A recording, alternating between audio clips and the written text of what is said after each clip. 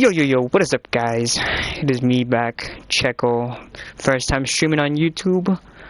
But we have our second truck race of the season for our Bang Energy truck series. Here we are at Auto Club.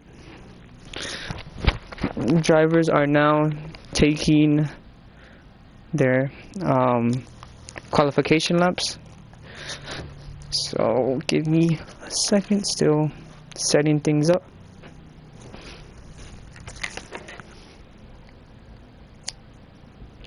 Need my phone and my charger.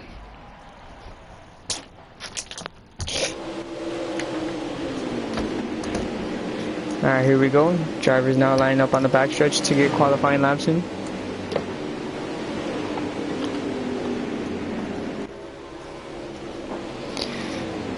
They will be going down pit road for some adjustments on their trucks to be made. And then they'll start their qualifying laps. Only one lap each, and then they'll close it out by driving with each other in a pack.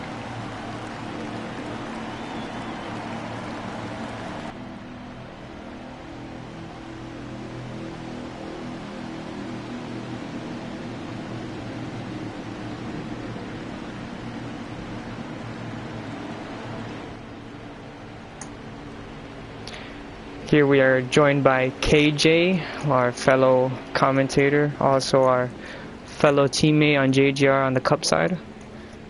Hey y'all, hey y'all, hey y'all. What's up,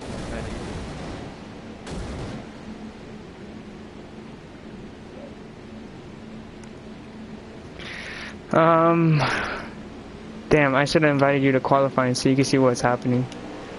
So, how's it going? Once I got the invitation from Too Good, I just joined it.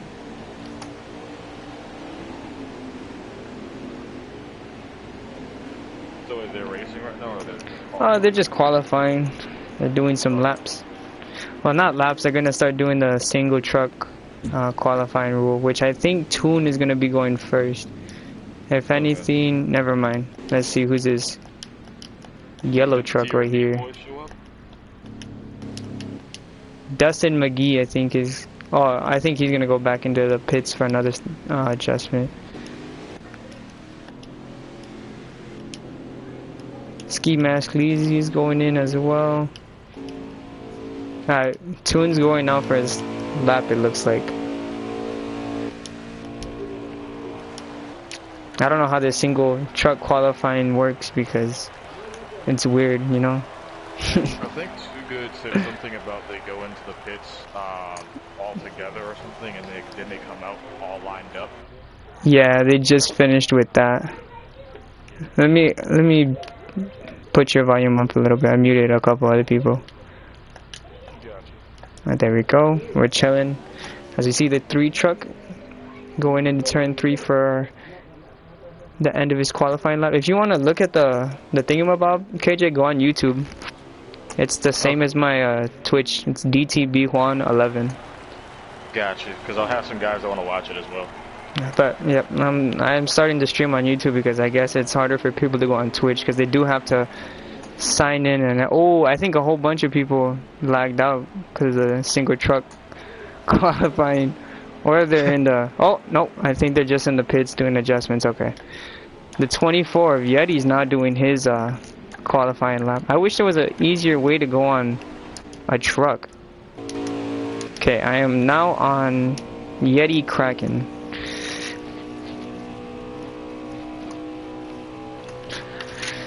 Let me pull up points, because points are pretty relevant in this stage of the race, because even if it's qualifying, the fastest on pole does get an extra 2 points, I think, as well as the fastest lap of the race. Yeah, they both get 2. Yeti finishes his qualifying with, I don't know what kind of time, because I can't see, sadly. Yeah, D-Blood's in here repping a Toyota. Zan is in the 4. The 28 of Brando Hall is now on track doing his qualifying lap. Yes, sir.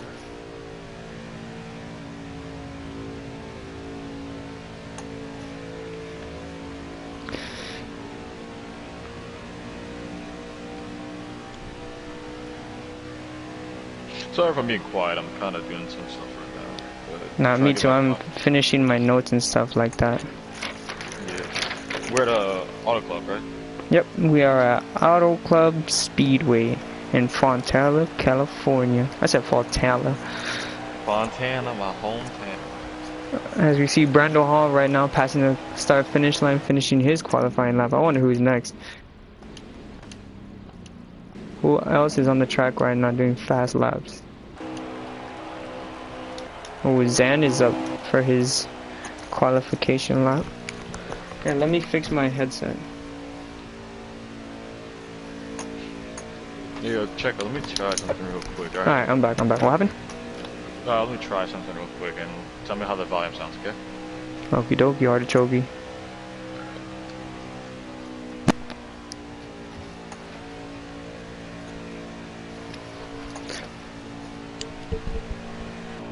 Alright, testing 1, 2. How's that? I can hear you. It's a, I don't know how to explain. Say like a whole sentence. No, it's clear. It's very clear. Okay. So right now I'm using my quote-unquote commentary mic, so it should be a little bit more clear than what it actually usually sounds like on my regular mic. Yeah, it's good. I can hear you. Gotcha. Righty. So We Love Zan finishes his qualifying lap. As we have Dustin McGee now on track. I seen somebody behind him. I don't know who that is. I'm kind of curious to see who's rocking pole in this situation. Honestly, it could be up to like, I'd say 4 people, because that's how many people I've already seen racing, and that's, who were they? It was Ski Mask, Y'all Ain't Ready, and Dustin. Dustin had a fast track, but the 22, and I forgot what number Yeti is. I just wrote down all the numbers, but they were both fast, hitting times in, I believe it was the 40s, and we were hitting 41s. But yeah, they're pretty fast in a truck like this. As I'm speaking about him, Y'all Ain't Ready is all on the track right now. What's your YouTube again? DTB Juan 11, like Daniel, Tiger, Bear, my name 11.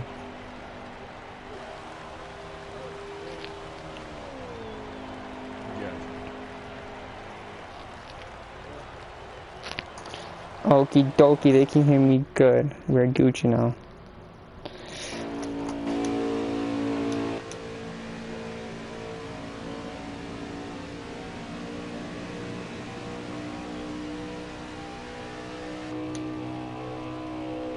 Honestly, from every truck that I'm seeing them run that bottom line. Some are running the middle line, but nobody's touching that high side for right now. They're all gonna hold the bottom and then swerve up to the top, but nobody wants to hold that top line for right now, which seems to me to be the fastest line over here. Because when I was practicing with them, I was hitting a couple fast laps in the 40s on top. Yeah, the high line here is the faster line. It is the line that basically allows more drivers that are of skill to go to that high side and kind of wind that car back into position to get that car for a faster run going into the backstretch. Personally, from example and from the experience of being in a championship race last season, the car gets different. It kind of feels different on the high line than it does on the low line. The low line is a lot more looser, and you also get a little bit tighter going into turn 2 and coming out of turn 2. But the high line allows you to kind of like drift the car and, you know, kind of position it for that backstretch. So when you get there, you get a huge run off. I'm expecting a lot of these drivers to do that in the race, you know, coming into the situation of them being at a more looser, more slider track. Well, you know, you might see some slide jobs, you never know. But the case in point is that there's a lot of guys that are really, really good at holding that high line, and, you know, they're forced to it. They might just get a better option.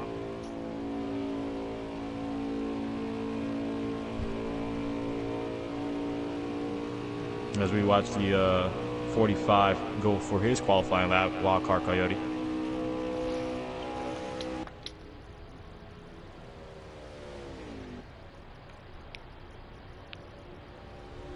Ooh, he's one of the drivers that I see hold that bottom lane and not really drift up as much. Look at that.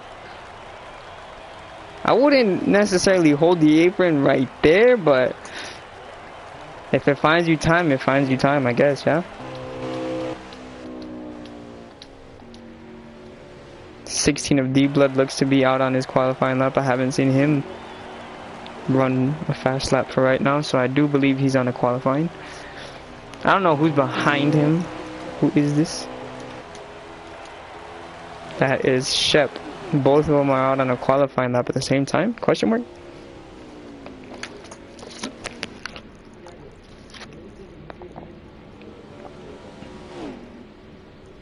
No, it looks like Shep went down. As we have D-Blood on a fast lap.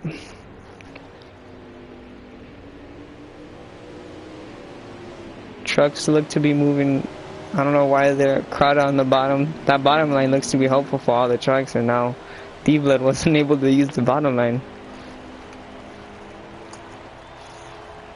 Let's see who else is on fast laps. Too Good. Too Good is on his flying lap. Oh, just got word that Colt will be racing 10 to 15 minutes. Here we see the pink truck of the 10 of Too Good riding out the middle.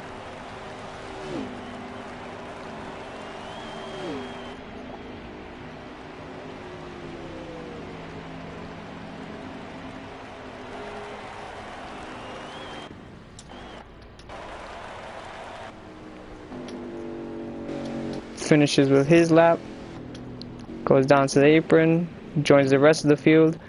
Wow, a couple of them are doing donuts. We'll see Merck, also known as Junior, over here making his qualifying lap.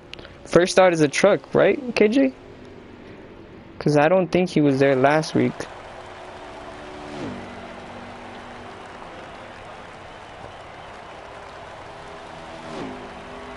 Hugging that high side. That's what we were talking about earlier. Being able to run just one, maybe in the lane of the top side, but usually trying to run one lane under that high side wall. And as there seems to be trucks in his way, let's see if he could hold on the gas and not really be affected by these trucks. Ooh, as he's sliding up wide, maybe he was nervous that the truck was gonna hit him.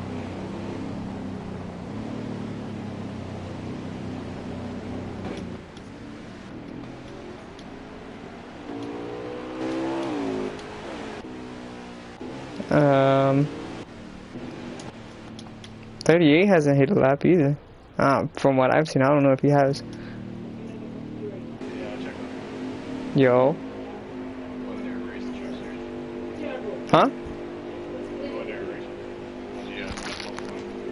You're gonna race? I can't hear you, you're pretty low. Can you hear me now? Yeah, what happened? No, I'm thinking about racing. You think I should?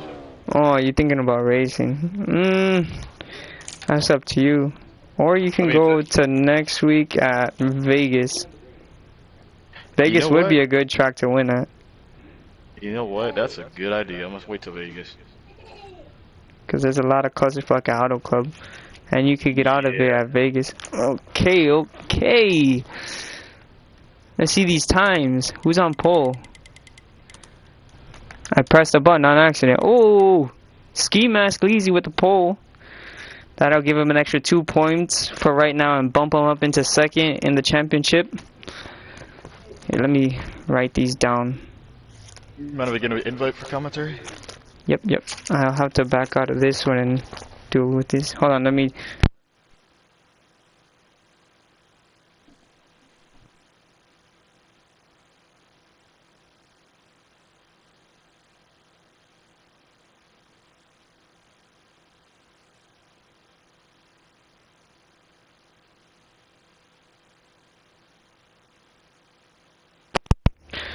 Okie dokie, just give me like a couple seconds because I do have to write this down. Or I could take a picture, but this is just going to be hard to keep looking back and forth and back and forth. One is 22, 2, third place is the 4, 4, 5, 6, 7, 8, 9, 10, 11, 12, 13, 14, 15, 16. So 5 is the 3, 10 is the 21, 9 is the 16, 7th is 00, 8th is the 8, 13th is the 38, 14th is the 10,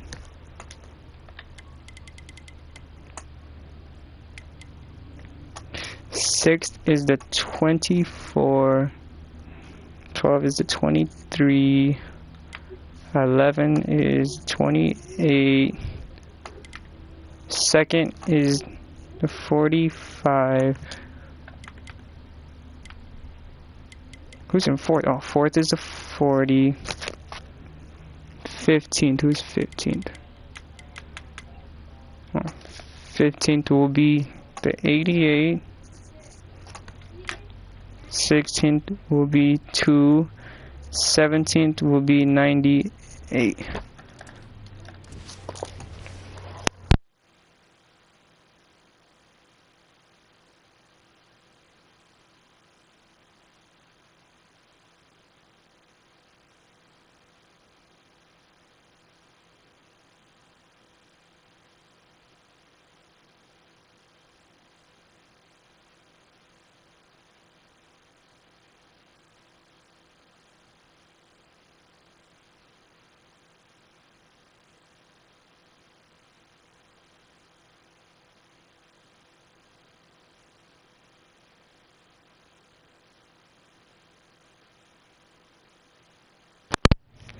Alrighty. Now we just have to take a quick little break.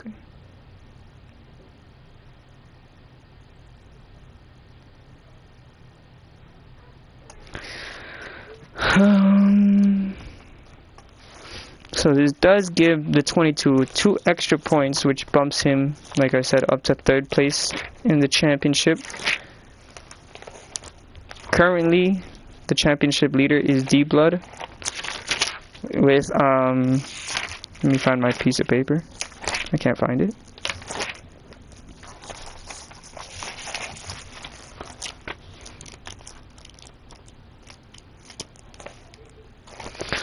Found it. So currently the championship leader is D-Blood with 37 points. Behind him is Young Ready with 26. But with the addition of the 2 points, Yeti now passes him for 2nd place in the championship with 27 points.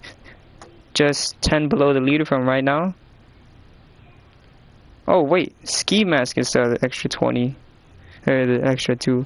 Whoa. I was looking at y'all. I was looking at Yeti. No, I failed. I failed at my job. Failed at my job for taking notes. Yes, the 22 got pulled. The 22 now overtakes a couple other drivers. I will be right back. We are now waiting. Whoa. The race started already? What happened? No, did the race start already? No, he just sent us invites for right now. Oh, okay. Yeah. So we just chilling. We're waiting for Colt and like one more person, but Colt's almost home. He asked me earlier if we could wait it out, and I said yeah. Okay. Yeah, so we chilling. In that case, I'm gonna go up and take a quick shower. Then I'll be back. Alright, I'll give it like 10 minutes. So that's probably the maximum time of it. I only need 8. Dog said that. Facts. No, wish that's me too. But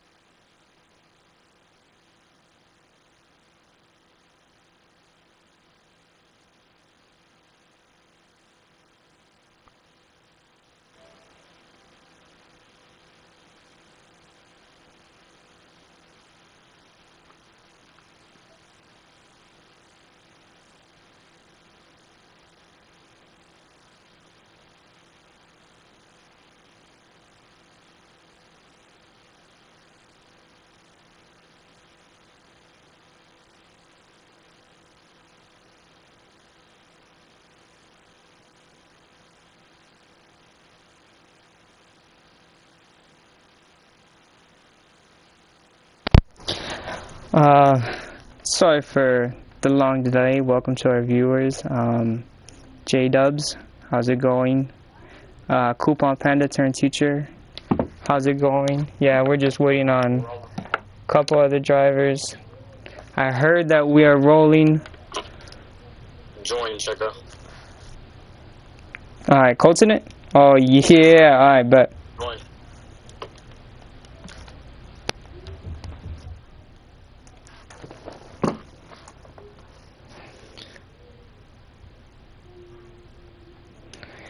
Finally, we are starting to go racing here at Auto Club Speedway for the Kill Switch Race League Bang Energy Truck Series. Here is our second race of the season.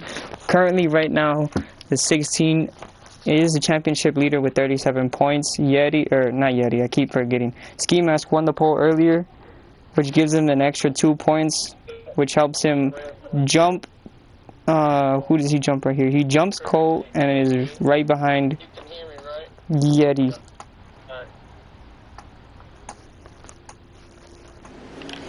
Here we see the drivers taking the green flag. On board with the 22 of Ski Mask Leezy, your pole winner. Here we are, green at Auto Club Speedway.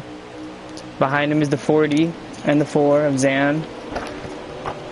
Behind row 2 is row 3 with the 3 and the 24. Following them is the 00, the 8, the 16, the 21, the 28, the 23, the 38, the 10, and the 88 rounds out your top 15. And the last two is this 2.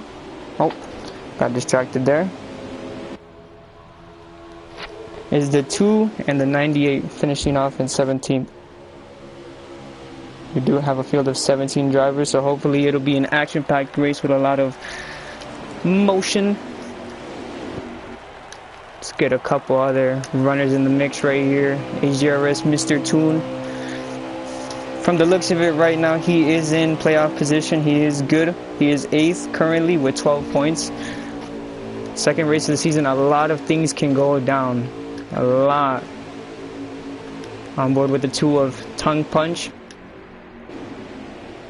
A lot of wiggling up there in the front.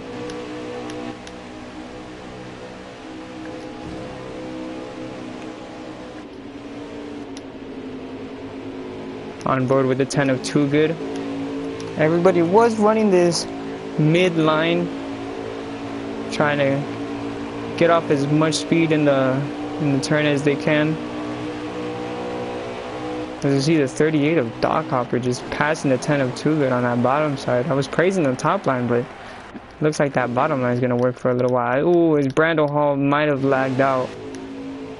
Here's the Cup Series winner at Daytona. Merck, also known as Junior. That's right on board with the winner of our Daytona 250. Mr. D-Blood right here. He's currently under the 24. He's making it 3 wide with the 3 on the outside of the 24. With the 4 right in front of him. So it looks to me they're all battling for, I'd say, 5th spot. Now he's going for 4th spot on the 4. It's taking a little bit too much of the track, but they're all going. As you see, the rough track surfaces helping the trucks bounce around.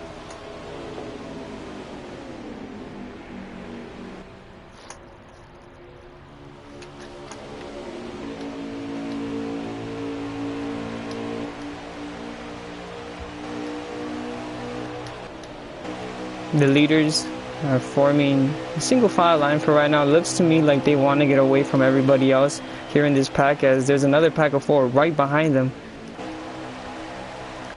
Everybody just spread out. A lot of beating and banging. It looks like the 8 got into the wall somehow.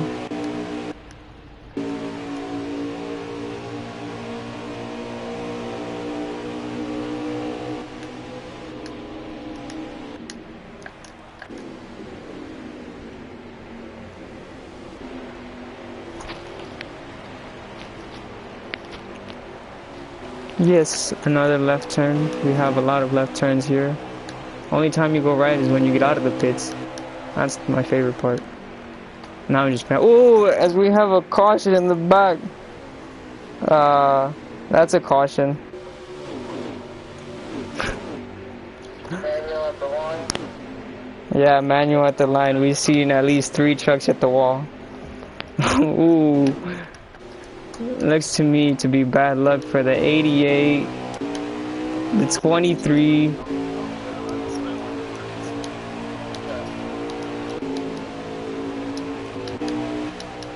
I want to see who else got in the wreck. All I see is the 88 and the 23 for right now, but I know there was a couple other drivers that got into it.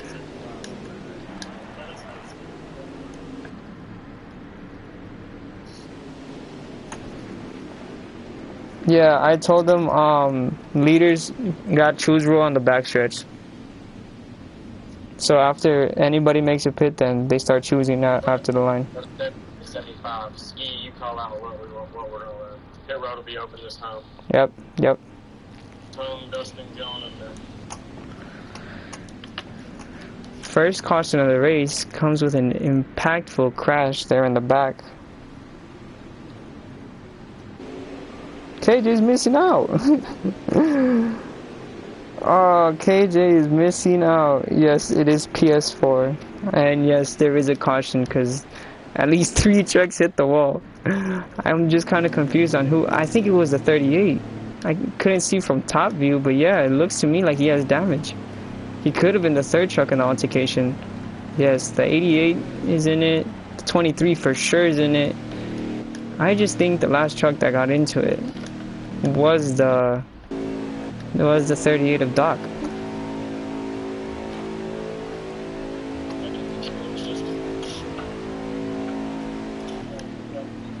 At least it's not that late in the run where cautions really affect everything.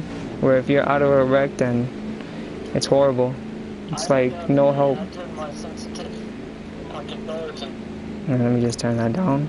Race control is a different job too. It's pretty hard.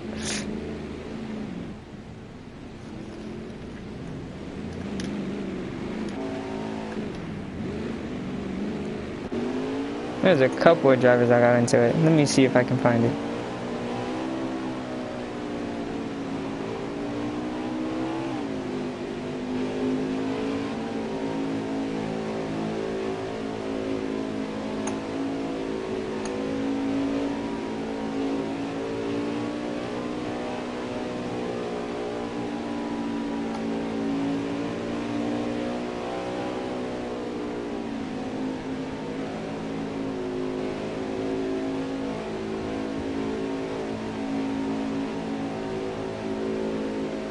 I'm currently not racing because I am a commentator. I only race on cup races.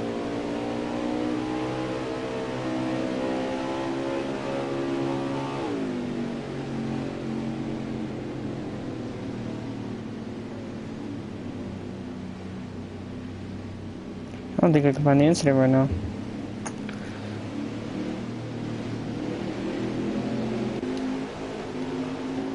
Not hear them. Are they lining up? Coming to the restart zone. Looks like they're off and the 3 truck didn't go. Looks like word wasn't out there that it was this time by for the green. A lot of confusion. But we're going back underway with the 4th and 5th place on board with him.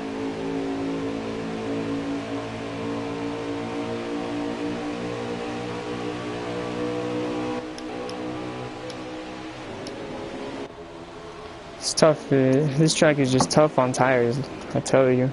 All this bumping, need to find grip somewhere. When you run that time line, you start hitting the bumps, gets you in the wall, and whoever's behind you say sayonara because both of you are collected in a wreck at that point. It's pretty hard. But these guys seem to manage it. As we see the 40 now go for the lead right now. I wonder where KJ is. But you see there, the 40 went onto the inside of the 22 and just overtook the leader. It looks to me that the 22 is gonna push the 40 down this backstretch, and with the humongous push, the 40 could use that to his advantage and extend his lead. I don't know. The 22 is still on his bumper. He's probably gonna push him out of this front stretch here too.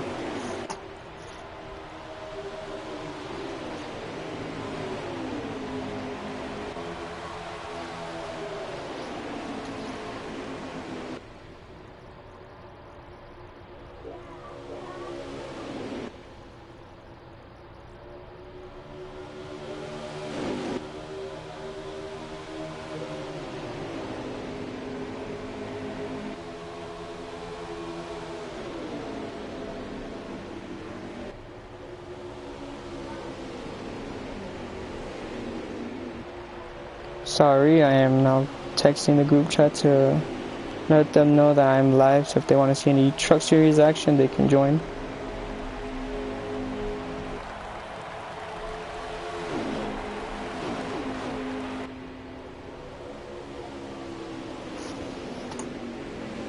There we go. Text has been sent. Just letting them know they could join in. But yeah, you see all the trucks are just bouncing on that front stretch and back stretch, as you can see right there. That's the track conditions I'm talking about.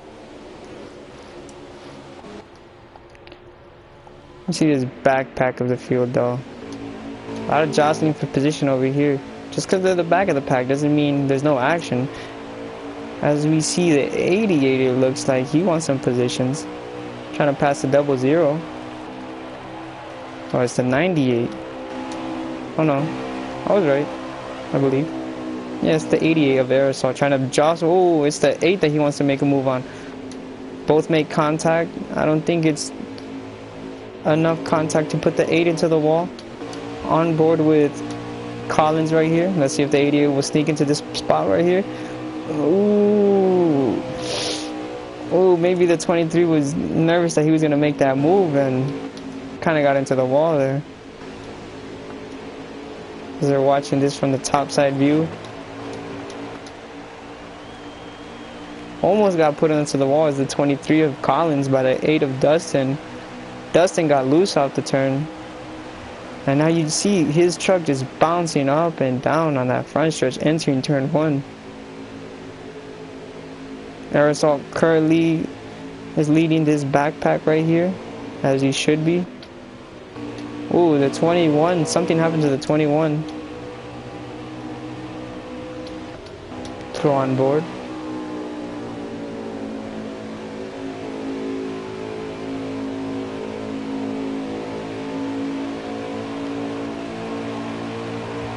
Tire conditions might start to be a factor right now. It looks to me on the 88 that he's just sliding up, almost hitting the wall, but he's able to get it out of the wall as the 21 hits the wall right in front of him.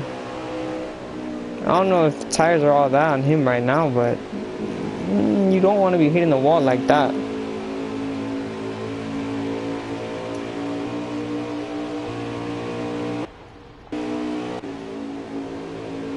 On board with D-Blood, currently in 3rd spot. Trying to pass the 2 niche trucks of Yonit Ready in 1st place and Wildcard Coyote there in the 45. Ooh, as Wildcard Coyote makes a move on his teammate, it looks like he wants to take the spot from him. I don't know if you want to be leading it like right now, but to each his own. They want to have stage points. I respect it. The 2-wide battle for the lead right here.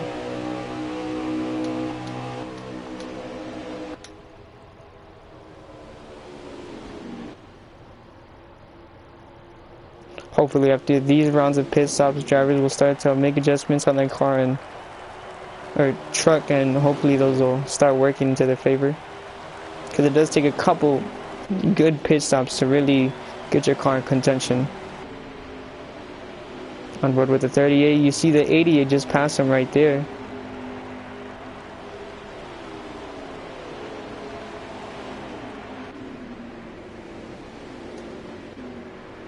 Here's Too Good right behind the 00 of Shep. Too Good looking for the inside. Maybe he wants to get the drive off of this lap. Wow, huge stuttering problem right there. Like I was saying, maybe he just wants to draft off of him for this lap. The next lap, entering turn 4, he wants to stick onto the bottom. Or coming out of this turn, he can get onto the back of the 00 and hopefully stick it in there on turn 1. Oh, as we see Shep blocking the bottom lane because he probably knows that Too Good wants that right now. Coming back up. Ooh, nearly grazes the wall but doesn't even touch it.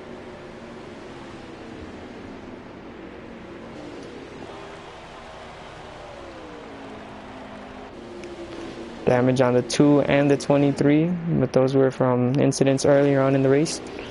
As we see the 8 behind the 23 have a little bit of issues. Ooh. On my screen he hits the wall, but I guess it's just a glitch. He's still going. On board with your pole sitter here, the 22 of Ski Mask.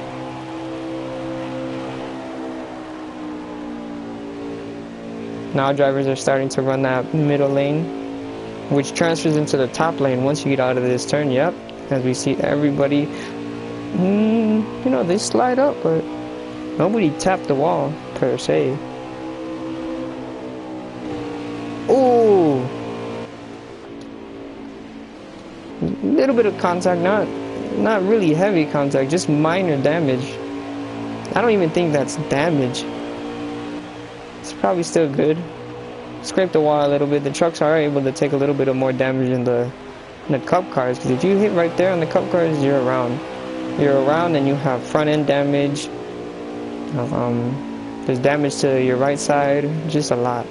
As we see, the 22 really doesn't have damage. He's gaining back onto the 16. Maybe he's gonna push him. Ooh, he pushed him in the wrong spot of the bumper. As you seen there, he hit the wall with doing so.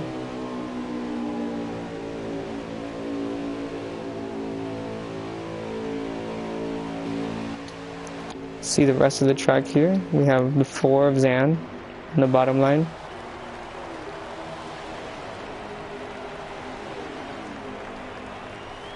Toon is probably trying to get back up there, as he's probably like, I'd say 2 seconds under the leaders right now. He's gonna get a couple good laps in and he's gonna be right there catching their draft. Or if he could, the 24 of Yeti could start pushing him if the 24 gets up to his back bumper. If he gets to that bumper, a lot of things can happen.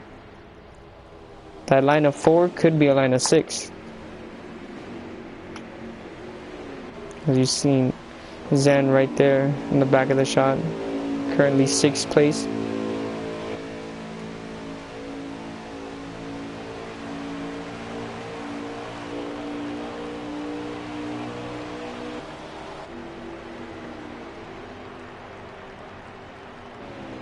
Here we see Dustin McGee. Now if you want to have an in-car camera or onboard camera, go to Dustin's channel. I do believe it's Dustin McGee Inc., I believe, on YouTube. So if you want an onboard shot of what this is all looking like, go to his channel.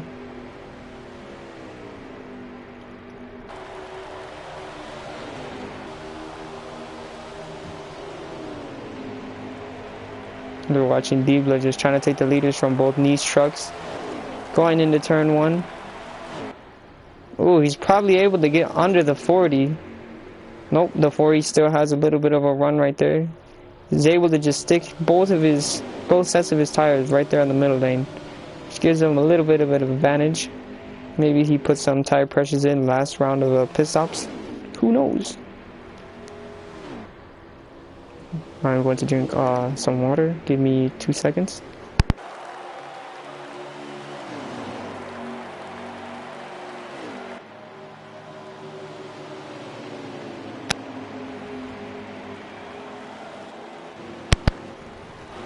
As we've seen the truck just come out of pit stops, maybe everybody's making their midway pit stops so they don't have to do it later.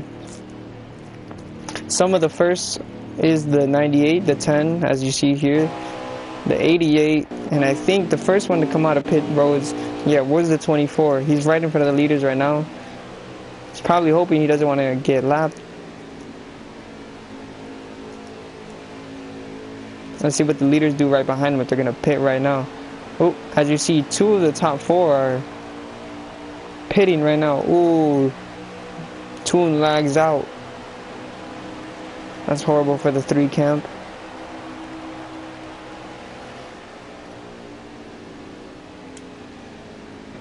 Ooh, Yeti puts a huge block, not wanting to go a lap down. I don't know if you would do that to the leader, but hey, do it to whoever you like to. You see the 0 going into his pit stall.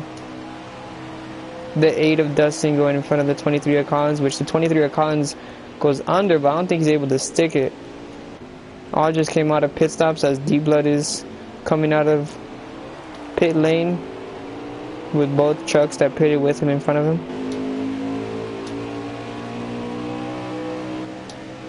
Ooh, the 40 and the 22 collide with each other. Wrong button, I forgot.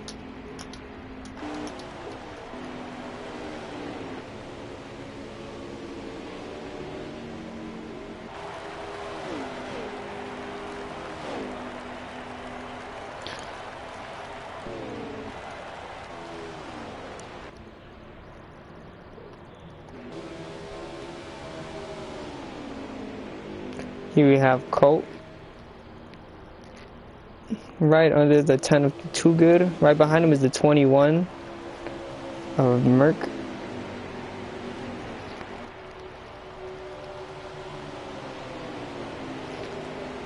Hopefully stage 2 will be a lot more like this. A lot of spread out action. Ooh, a lot of damage on the 4 truck. When did this happen?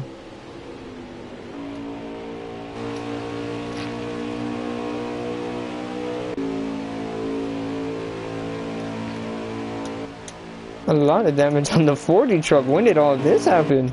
Because I have to be more active on this switching button because a lot of trucks are getting into it. Where's the cam? Okay, there we go. You see minor damage on the 21 truck, but the 4 truck just has a lot of damage. He has front end and rear end. Doc's looking the same. Too Good's truck's looking healthy. The 88 looks pretty much the same from last time we seen it, but the 2, yeah, just a little bit extra damage on the right side, but damn, a lot of trucks are getting into it right now. I haven't seen it.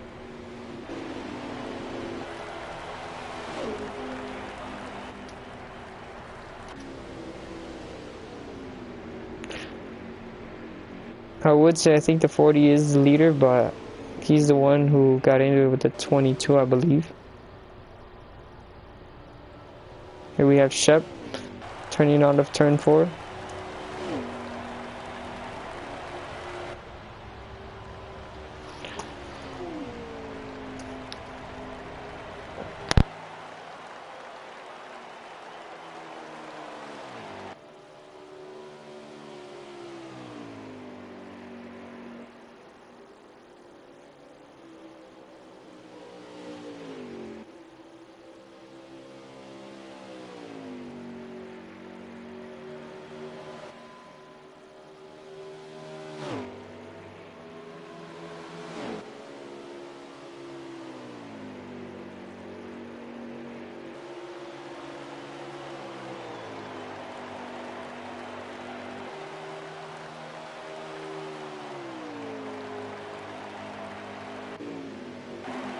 Oh, a couple other drivers lagged out. The 21 lagged out.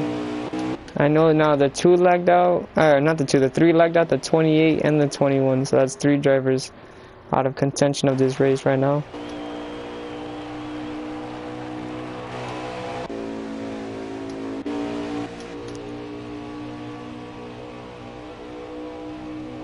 I do believe this is the front pack though. The 2, the 22, and the 45.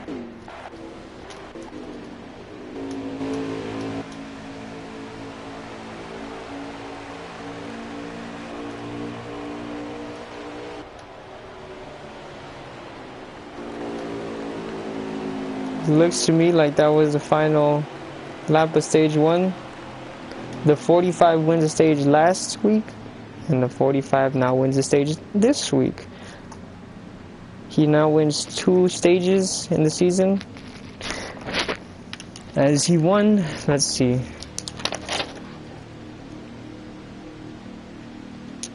He won stage 1 as well last week too. Wow, pretty good. But there's your stage winner, a repeat of last week.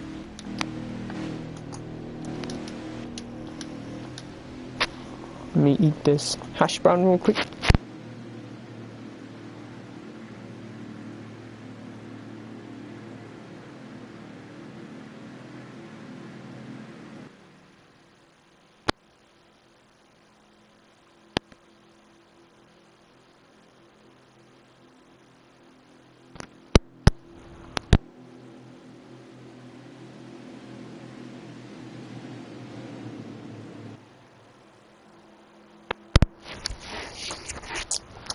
Hash browns are just the pinnacle of success.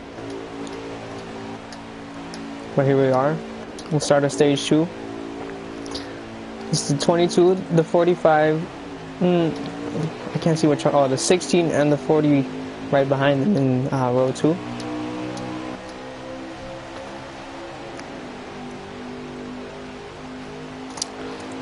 As we see the 22 just holding that bottom line.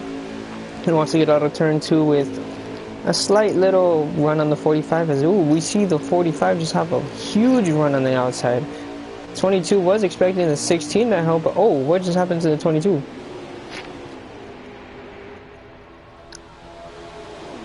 Dove all the way to the bottom. Scary situation. Didn't want him to run up the track and take out at least 4 of the cars. Situation that does happen in cups a couple times. I have been a huge what is it called? A magnet to it.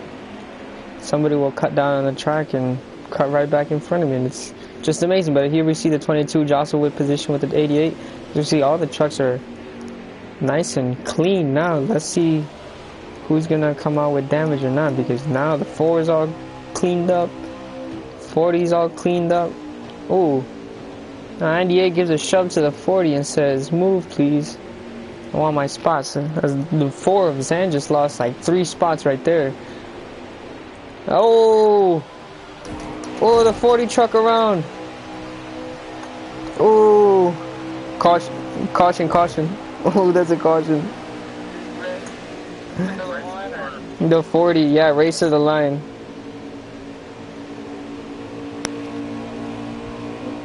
My fault, I didn't even realize that I was off of mute.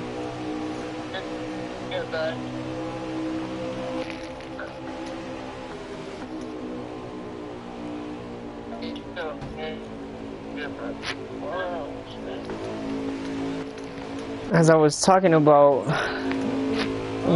what we were gonna see,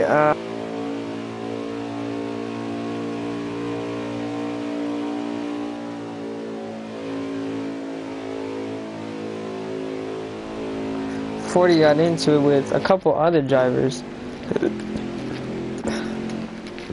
One of them looks to be like Shep.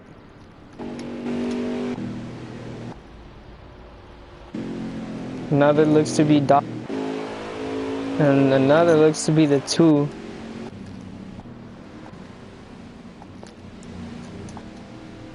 It's harsh realities for the Nice camp. Another caution. Second caution of the day comes from the 40. Hard hits. I don't know who the trucks are that hit him in order, but I do know he got into it with a couple of them.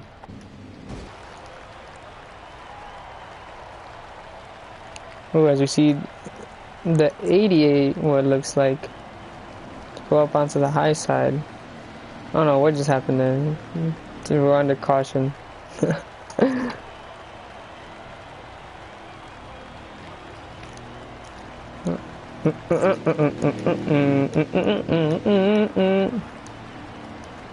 you can see, everybody coming into the pit road. Rex under pit road, but Don't worry, this doesn't affect the trucks. It's just a visual glitch for us. Nothing happens to them. They are invisible once they hit pit road. It's just funny to see. As you see in the front of the pit lane, you've seen a couple of trucks just get into it. That's the funniest part of pit road.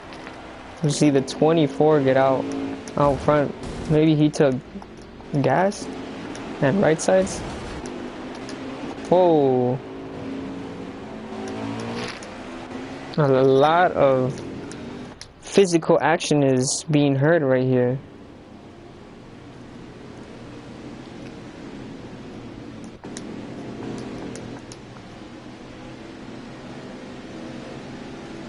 The 88 of Aerosol has picked the outside lane.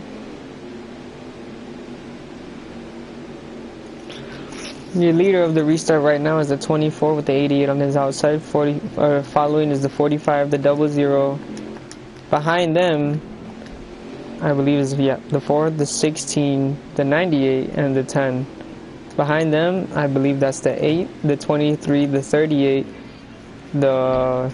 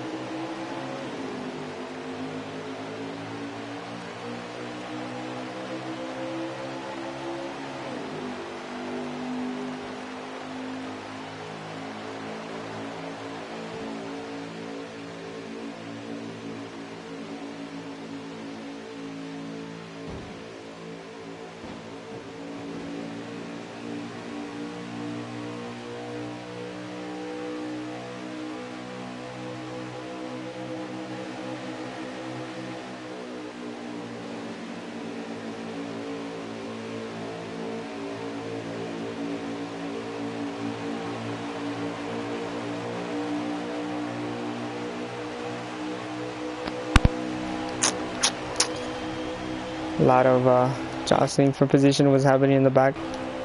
Wasn't able to commentate because my brother walked in with some music. This is bad scenes, guys.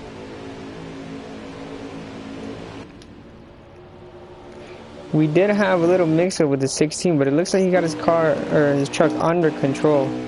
No caution was called because, yep, the 16 got, a lot of front end damage, looks like, but he's still going. Trucks getting into it with each other.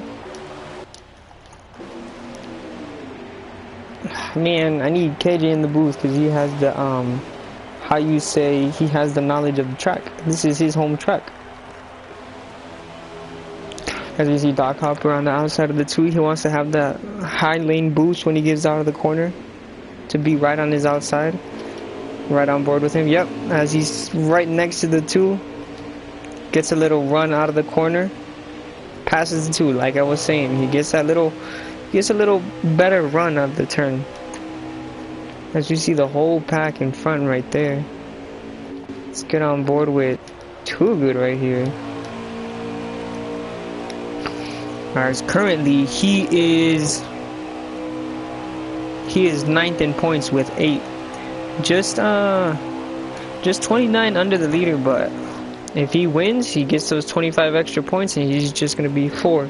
But he's got to finish inside the top 10 to want points. Anybody that finishes under gets nothing. As we see here, Tugu goes 3 wide with a couple cars, but the 24, I believe, had a better run and got out of it. Gets a little bump from the 16, or he's just on the gas faster than him. Passes the 98 who was on his outside, now is in front of him.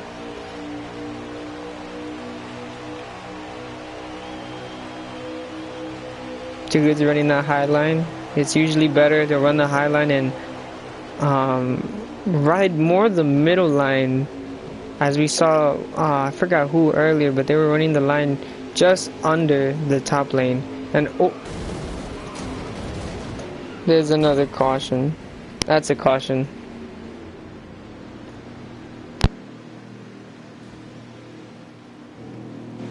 We have our third caution of the race.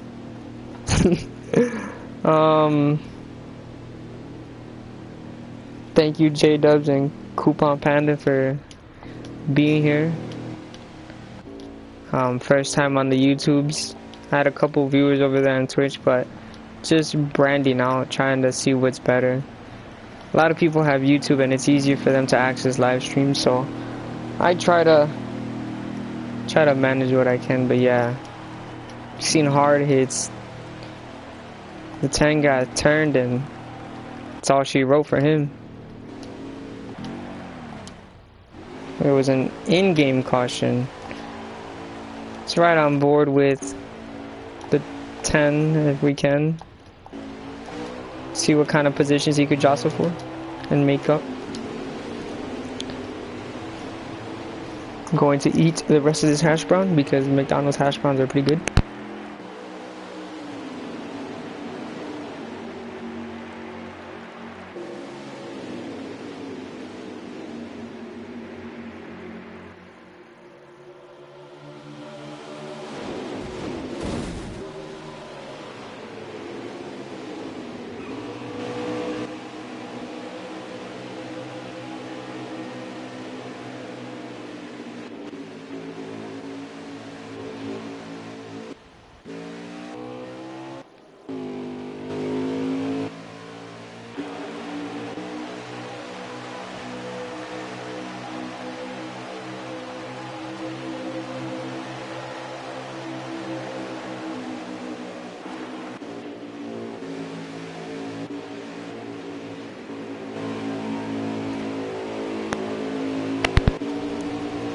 We seen, I do believe, the 24 truck around. It was just one truck, and in the rules, it's either 2 trucks spin around, or at least 3 or more get into a wreck. Just like the first 2 cautions, a couple trucks got into it, and that one was just a 24 truck around. Whoa. I'm experiencing a little lag on my part. I don't know if the 23 is lagging or it's me. But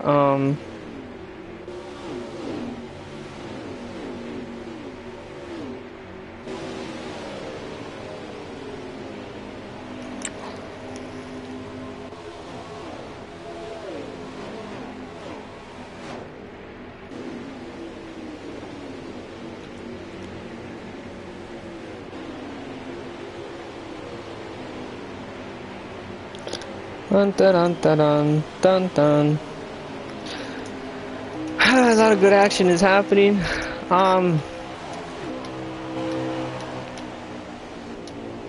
Yeah, it just sucks to see a couple odd cautions happen like that. Hello, Tanja's World. I don't know if I'm saying that correct, but hello there. We're currently, I don't know how many laps deep, but we already had 3 cautions.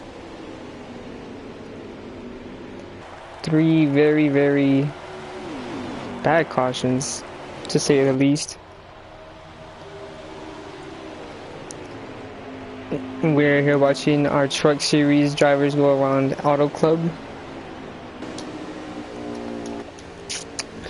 A lot of passes has been happening. A lot of wrecks has been happening. Well, I can't say a lot of wrecks. It's only been, I believe, 3.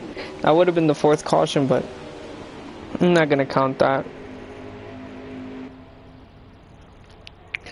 Dun, dun, dun.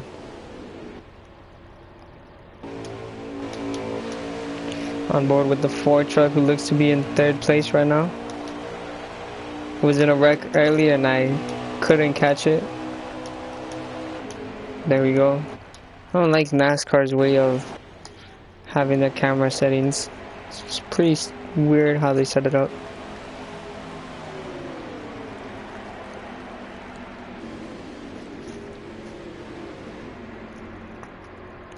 I think I just missed the entire race, didn't I? No, you missed the first entire stage 1, I think. And I don't know how many laps there in on stage 2. You missed a couple good cautions though. Oh. Too Good got wrecked in the caution prior to what's happening right now. There's no caution right now though. He got turned and a lot of stuff happened. Currently the leader is, I was just on them too. It's the 22 of Ski Mask. Okay. Right now it's Ski Mask with, oh, he's under fire by the 40, I believe that is. Yeah, the 40 and then the 4 is right behind the 40. But he's under fire right now. Caution, not caution, KJ, you missed the whole race and I haven't been able to talk track stats. Because this is not my track, this is your hometown track. This is what you gotta be talking about. The track stats at Auto Club are actually interesting. The track size is a 2.5 mile or a 2 mile D-shaped oval. The track width is 70 feet wide by 15-foot apron. The turns 1, 2, 3, and 4 are all 14-degree banking area. My bad. The front stretch is an 11-degree banking area of 3,100 foot in length, and a back straightaway is a 3-degree terrain banking with 25,000 feet of length, aka 2,500. But still, the whole point of it is that this track is a very, very endurance track. It's a lot of speed that goes through Auto Club. And there's a lot of good racing that happens, especially on the high side. If you can get a lot of drivers on that high side, they will sail like none other. Oh, I'm sorry, I didn't introduce my co-host in the booth. His name is KJ. He is part-time truck series, and he runs in the Cup series with me. He's a teammate of mine, and JGR, he's echoing. Oh, they're saying you're echoing. Go get that professional mic, Brody. Yeah, like I was saying, he's my teammate over in JGR on the Cup side. He's the 18, and I'm the 11. We have another JGR Cup driver. Actually, both of our other JGR Cup drivers, but they both lagged out sadly. It's the 21 and the 28. Brando Hall driving the 20, as you see, and the 21 being driven by Merck, also known as Junior. But yeah, we have our Cup guys here. Is he echoing now? I don't. To me, you're good. I don't know how it's echoing over there. I don't know if it's like the mic settings or something. It could be the situation of the sensitivity of the mic, but that's no way I can fix that. This mic that I have is a HyperX for Logitech. It's no way to fix the actual sensitivity on it. Even if I try to, it won't fix it. So I would just go off the podcast mic, I guess. The 22 is currently still in the lead, but now he's gonna be under fire by the 4 because the 4 got. Or, not the 4 right now, because the 4 is looking to pass the 40. Did you still have the game invite? Yeah, I'm watching it right now. Oh, okay, bet. I wasn't sure if I had to leave and then come back like last week, but we good. If the 22 can actually enter 3 and 4 faster than the 40 and the 4 behind him, he may be able to get a little space because they're going to cause them to wash up a bit. Now, I haven't been here for the whole race, I'll admit that right now. But if you look at the line that the 22, the 40, and the 4 are all running, they're all running a similar line. So they're going to stick in that same area between each other. Unless they actually work together, the 40 and the 4, on the high side, there's no way they're going to pass them when they're all running the high line or the same line. It's just not the way NASCAR works. The way they have to actually do this is that the best way to do this is basically staying high through 1 and 2, getting that ground, because he's going to slow a little bit more down to get that corner stuck and, keep it on the white line. But if you can run the high line and keep the speed on the high line, you have a faster chance of getting in between the 22 and the 40, and from that you can use to get to the 22. Now, like I said, I haven't been here all race. I don't know how these guys been racing all race, but I can tell you right now by looking at what I'm looking at now, the 22 is going to be a dominant figure throughout the rest of the race unless they do the move. Now, the 4 is also a good driver. He knows his way around this track. He's done this. He's won a championship here. He knows the lines to run. But this is not a Cup car. This is a truck. Trucks and Cup are totally different things. As you see, he goes lower. Here is exactly a tactical move, getting them to the position where you want them to set up for the outside. Icy knows if he has to pass anybody, it's going to be on the outside on the backstretch. But with these guys doing single file like this, I don't see anybody passing for the lead at this point. No, yeah, earlier on in the race, I do believe the 22 was the one who was running in the middle lane. So he's no stranger to, getting it out there. But yeah, like we're seeing right now, they're all crowding that bottom line. And like you said, when you want to go into the bottom line, you're going to want to let off a little bit earlier. Because you do want to get in there, but not so much to where you hit the apron and bounce back up off of it. Because like you said, in the degrees, it's not, you know, it's not good to go from 13 to, what, was it, 3? That's not that good, you know? Yeah. And the turns, it's a 14-degree baking, and in the backstretch, it's an 11-degree. It's just basically a 3-degree difference, but still, it's the same point in access, is that there's a huge difference. As much as it's a small number, it's a huge difference when it's like that degree. And as the 40 goes to the inside of the 22, can he stick it? Can he stick it? The 40 might get it here. He's on his quarter panel. He might have him here. I was watching something in the back because a caution was transpiring to happen, but I'll go back there into the front. Ooh, the 40 is almost under the 22. But the 22 holds it. Now, the 22 holds it, and he wins stage 2. Stage 2 winner goes to the 22. Ooh. This is going to be a battle for the last stretch of this race, I think. As much as I hate to say it, I keep saying it and like have to keep reiterating that I wasn't here for stage 1 and most of stage 2. But hearing the factor that the 22, the 4, and the 40 have been up front. Now remember, if you guys watched the Daytona race, these were the 3 drivers, except Icy wasn't there, he was in the booth. But the 40 and the 22 are 2 cars and 2 trucks, I should specifically say, that were mainly talked about in the last coverage of the race at Daytona 250. These guys know exactly how to get themselves around an endurance track. They know the ways to restrictor plates. They know what they have to do. They do it, and they get it done. The problem with that is when you add the 4 car, a cup driver to the mix, it puts a lot of pressure on these truck drivers to hold them back. Because as everybody knows, you get a cup driver that's dominant in cup, he's going to be dominant in trucks. But you have to understand, these are different ways of weight shifting trucks. When you ride that, a certain way, when you are on controller of trucks, it's a little bit more easier to drive, but it's also tighter, just like it is for a wheel. So when you get in this situation and drive in the seat of a cup driver or a truck driver, truck is 10 times more competitive. So you're going to have more guys that are in the same area of you. They're not going to be, far back behind you like they are in cup, where you can run up top and then everybody's not going to catch up. Here, as long as you are right behind that person that's in the lead, you have the opportunity of winning a race. You could even be more physical in trucks as they're tighter. 3 wide in the back with the 24 in the middle. I couldn't see the trucks. Just like I stated just now, they're more physical. It's more competitive. There's going to be a lot of weird movements, but it's going to work. It's impossible to talk about, but it's just crazy to see these guys go 4 wide, 3 wide even 5 wide sometimes at this track.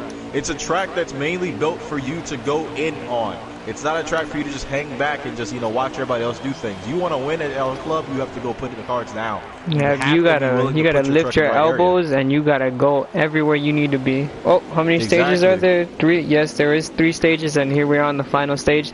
The winner wins it all right here. This is for all the marbles. Whatever pit strategy you have right now, you better hold on to it. Yep, because I knew what you were going to say. You're going to say some cautions were going to happen and pit strategies were going to be a factor. Exactly. Yep. Hold your horses because pit strategies could be changed too. 3 cautions came out of nowhere.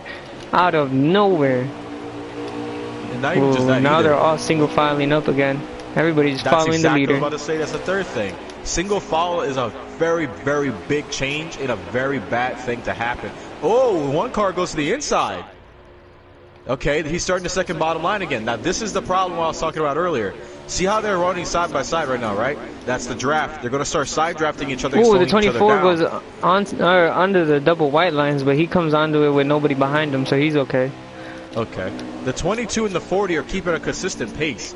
They're not really getting far away from each other. They're staying right there with each other, but they're probably about 0.1 away from each other. But at the same point, if he gets 1 extra person to push him, they can easily get past that 22. They just have to be willing to run the high side. The 22 has made it quite even, and he's going to block these guys. But with all 3 of them behind him, he's not much going to be able to do a lot of things. But Chat says don't crash. There's a crash? No, chat said don't crash. Tanja's world says don't crash. But yeah, go on with what you were saying. As you see how the 40 and the 22, you see how they're hooked up, right? You see how they're basically staying right there with each other. These drivers were the 2 that were consistent in Daytona, as you remember. They were the same 2 that worked with each other for 36 laps of that Daytona 250. So, in this situation, is there a car? No. Okay. I don't believe there is any call. I didn't see anything to call one. Yeah, the depth perception in the game for the commentary view is definitely difficult to understand with trucks. Yeah, it's bad. Oh, as we see last week's winner, the 16. Oh, the 40 truck is into the wall. Moved him up the track. Yeah, that's exactly what happened. I don't know if there's any way to sugarcoat it, but he went under him and he gave him a little bump. As you see, two Toyota teammates with the 4 right behind him finishing, or not finishing, I can't say finishing right now, running in second and third spot right now. Now remember, D-Blood did win at Daytona. He won by a situation of the same thing that the 22 is doing here, blocking. He won by holding the fast line up and then ended up getting the securing the win. Now, that's another driver you can watch out for. That 16 was very consistent at Daytona. I'm pretty sure he was very consistent here. I keep saying it, I say it again. I was not here stage 1, so I don't know who was consistent and who wasn't. But I will say this. Right now, looking so far, the 22 and the 16 are two drivers I know for a fact that are fast. They're overall fast at any track that I've seen them practice at. I had the pleasure of practicing with the 22 and the 16 at one point, and the 16 is a really good driver on this track, and nevertheless knows his lines. Now, if he's going to try to take the lead from the 22 with his teammate in the 4 behind him, they're going to do a tactical move. They're not going to do something crazy like going to the inside and dive bombing it, because that could actually put them both in a world situation. Now, if he uses that one line that I think he's going to use, I'm not going to say it out loud, but if he uses that one line that I think he's going to use, he's going to go to the outside on the 22 along with the 4. I believe so. And those Toyotas know how to drive, because like we said, as the 4 kind of gets wiggly and goes on the bottom, we see the 40 get third spot back. Maybe the 4 is going to go into pit road. Early pit stops for the 4 team. He lagged out. What just happened? There are right turns. The only right turns are when you get off of your pit stall. That's my favorite part, because we finally get to do a right turn. The 4 lagged out somehow, and now the 16 takes second, the 40's in third, and I can't see the runners right behind him. On board with another Cup driver, Shep and Nader. He's driving the 00. I don't think he's in last. Yeah, I think he's in last place right now, only because a couple other drivers have lagged out. So it does make the field a little bit shorter, but as we see here, he was pushing Doc Hopper into the corner, and they were able to pass the 88 of... Who is driving the 88? I do not know for right now. I am horrible at my notes.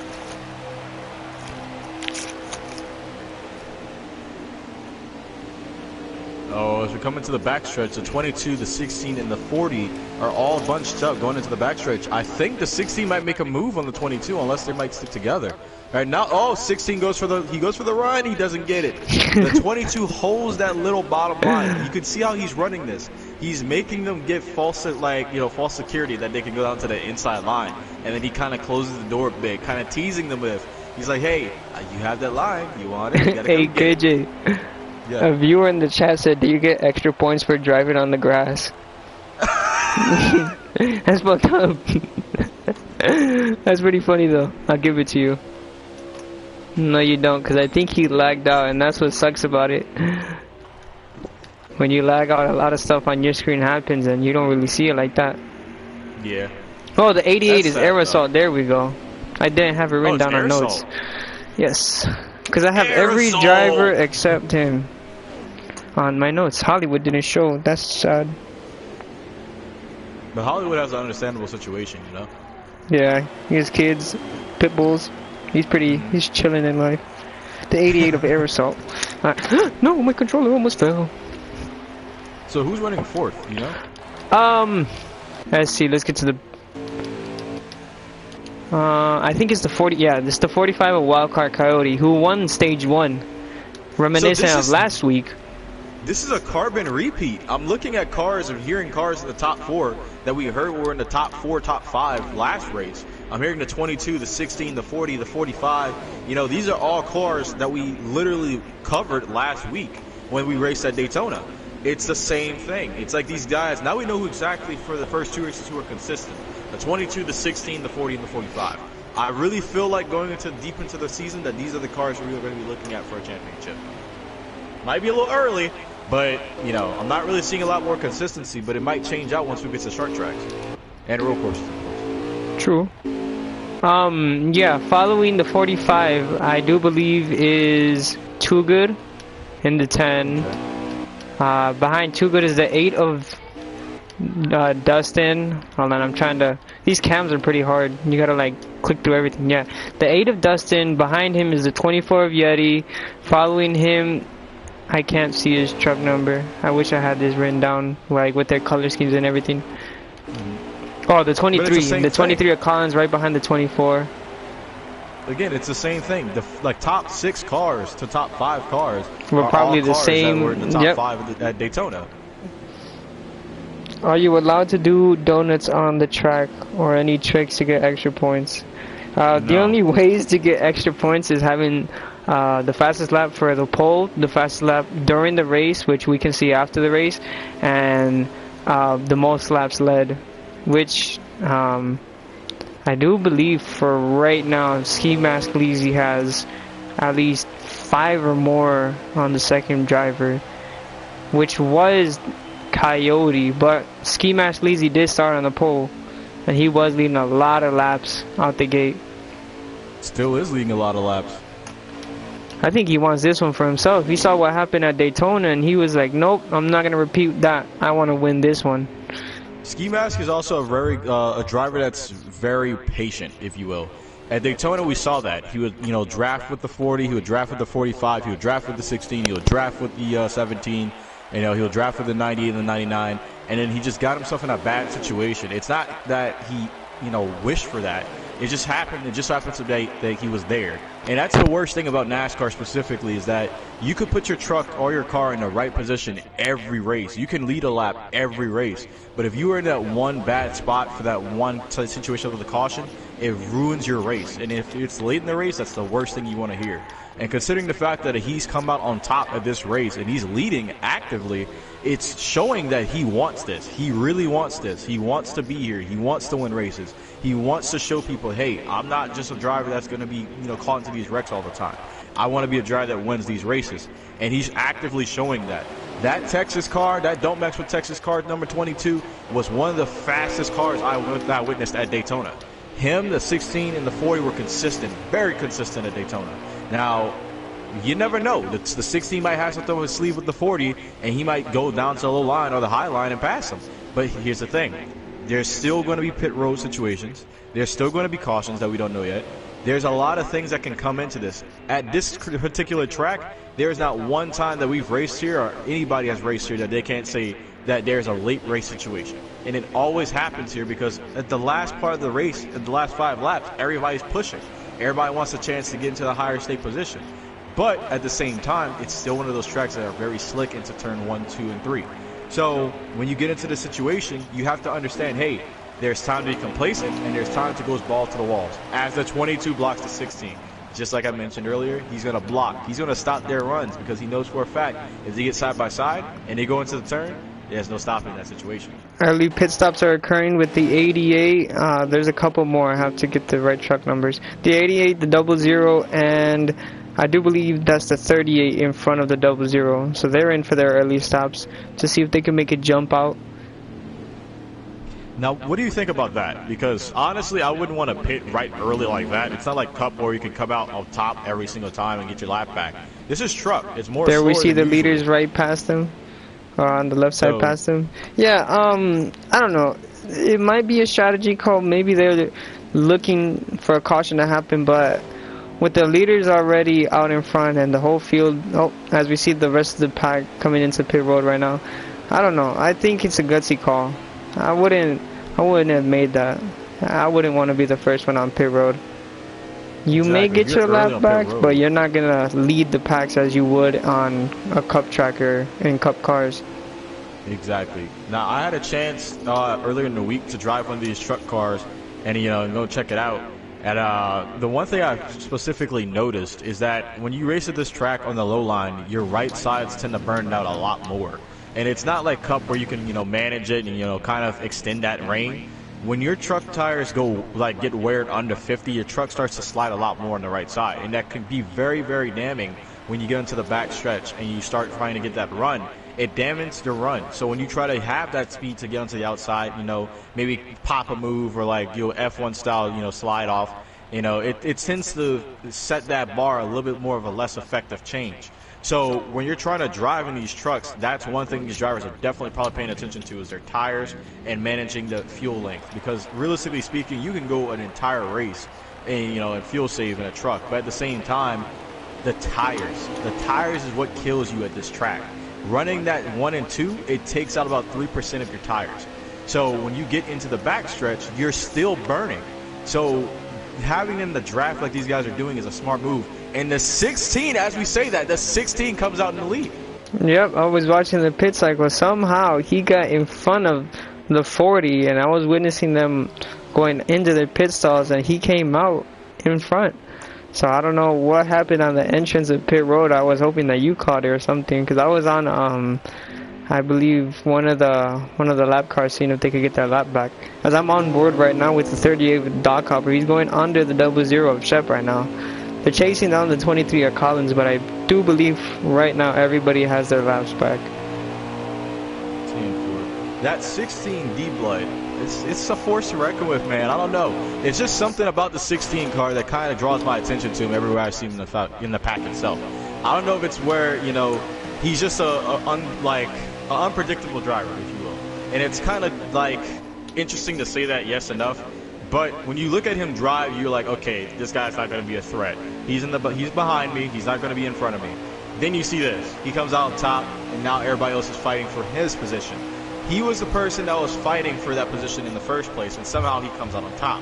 Now, I don't know what they're doing at TRD for the pit strategy situation, but all I got to say is that was a good move by the 16 team to get out in front of these Chevys. It really was. And I just want to bounce back off of the topic that you said earlier, when your tires were, you tend up to slide more of the track. Because I said that earlier on in stage 1, and I really didn't have anybody to bounce that off of because you were gone for a little bit. But yeah, I'm glad that you brought that up, because a lot of trucks were sliding more towards the end of the run of stage 1. They did pit under green, yes, but man, those cars at the end of the stage, they were just sliding like nothing. It was just like the gust of wind just pushed them. And coming out of 3 and 4, I don't know if you peeped that checkup, but the 40 and the 22 are working together to get past the 16. Managed to get him up high. I think he might have gotten tight or loose and kind of slid up the track, but you can see that the 40 and the 22 are obviously a repair to reckon with. They helped each other through it. Now they're going to battle it out in the backstretch, I'm pretty sure. But I'm pretty sure that 22 wants that position back. He's been fighting all race. He got pole. I'm pretty sure he wants to just, you know, clear it out. Hey, I got pole. I led a couple laps. I led a lot of laps, and now I want that win. But that 16 is not to be, you know, just looked at in slightly. That 40, that 22, and the 16, I'm going to be looking for them to do a three-way. It's crazy as it might sound, but that 16 is fast enough to get the lead and get past to second place. I'm pretty sure he's fast enough to catch up to these guys to give him a little scare, you know what I mean? No, don't forget the teammate of the niche driver in the 45. Wildcard Coyote won this first stage. He's trying to gain on the leaders, but with them being a pack of 3, I don't know, man. I don't think he's going to be able to catch up. And like you said, I was going to ask this earlier. What do you think about bump drafting here? Because we just seen the 22 help the 40 get around the 16. But do you think if everybody was doing that, it would be a different outcome for right now? If everybody would bump draft to this track, personally, from my opinion, I'm not going to say statistic-wise, I'll say from my opinion, being, you know, and practicing bump drafting other people, it's very, very easy to bump draft to this track, but you have to choose your times and intervals and when to do it. If you bump somebody in the backstretch, yes, it's going to give you about a huge run of speed, and you probably won't find anywhere to go with it entering the turn. The one applicable way of getting a speed, like a speedy run and passing the people in front of you is by dropping down to the apron and kind of on the bumper on the 40. He is just like you're talking about. He wants to be on the bumper of him. Right. He's trying to offset him. If he's going to really get that position back, you're going to do everything you possibly can in trucks to get it. And since these trucks are slower than Cup and Xfinity, their only option is to kind of like bump that little, like the bumper, right? Bump them out of the way, get them off their line so that way they slide up. That line they're running is a very, very loose line. And if you hit them directly right here, like right there where they're passing now, where that little square is, you hit them right there, it will rise their truck about 3 degrees up. And at that point, you can slide under them in the backstretch and go side by side. Now, does this always work? No, because it depends on the driver you're playing. If you're driving a more, consistent driver, such as the 22, 40, or 16, that run will never work because they're going to have a fast run on the backstretch, and now you're going to be stuck on the inside line while everybody else is getting to the outside line and passing by you. Now, the 16 and the 22 in the perfect position right now because if that 40 gets loose or if there's a caution, they can easily hook up with each other and use that high line to get by. But at the same time, the whole point of that 40 is that he's trying to hold off that 22. The 22 has led practically a lot of laps in this race. Now, that 16 is the same as the 22. They both want the win. 16 won last week at Daytona, and now the 22 wants to say, hey, he won, it's my time. Now, that 40 is going to be the person to watch throughout the rest of the race. What is he going to do to stop the 22 and the 16 from passing him? What lines is he going to use, and how is he going to change it going towards the end? Checo, if you were in the position of the 40, what would you do? I try to hit quality laps. I don't care about my tires at this point. I just want to be the fastest truck out there right now. I don't want them to be behind me. I was going to say, I don't want them under me either because the 22 just got a huge running. He's probably going to pass the 40 right here. Yeah, and he does. And he does. Look at that. Like I said, I just want to be hitting quality laps. If I'm on the hood, I'm turning off my mirror. If I'm in the truck, I'm not looking at that mirror. I'm not looking at anything. I'm hitting my marks and making sure that I'm the fastest truck right there. I don't want nothing to do with them. If they come up to me and hit me like with a bump draft, I'm okay with it. I know I'm gonna be able to enter the turn with a little bit more speed, and I'll exit way better than them. But yeah, just like I was saying with the 40, I don't want them under me. Do not want that to happen, because then I'll have to let off or they put me into the wall.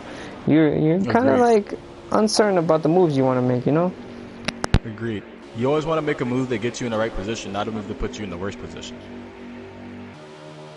Because right now, the 16 is basically sitting there. He's just chilling. The 40 and the 22 are battling it out, and that 16 is just waiting for the time to do something. Like in this position, if he was really wanting to get to that position, he would have dived bombed that corner, if we're being realistically speaking. But that's frowned upon.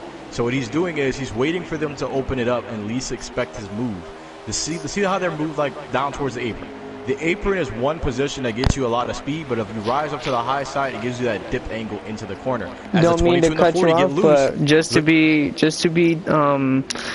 keeping kind of laps, we are on lap 92 of 135. 92 out of 135, just to keep that in mind. I'm gonna start keeping track of laps because we're into the later stages, but keep going. 10-4. The 16 goes for the run on the inside. He doesn't get it. The 40 blocks his run. It's going to be a lot of blocking between these three, and I don't want to just focus on these guys, but I do want to get back into the pack as well. We still have guys running behind them. Who's currently in 4th, 5th, and 6th now? 4th is, I know, Wildcard Coyote, and I don't know a lot of people behind them because they did come out of pit stops, and I do want to keep view of the top 3 because they are running well, and a lot of action's happening just with these 3 right here. A lot of damage on the 00 Shep. I wonder what happened. Got Dustin McGee in the yes, there are spotters on the online games. It's just a computer spotter. They'll let you know if you're clear inside, outside.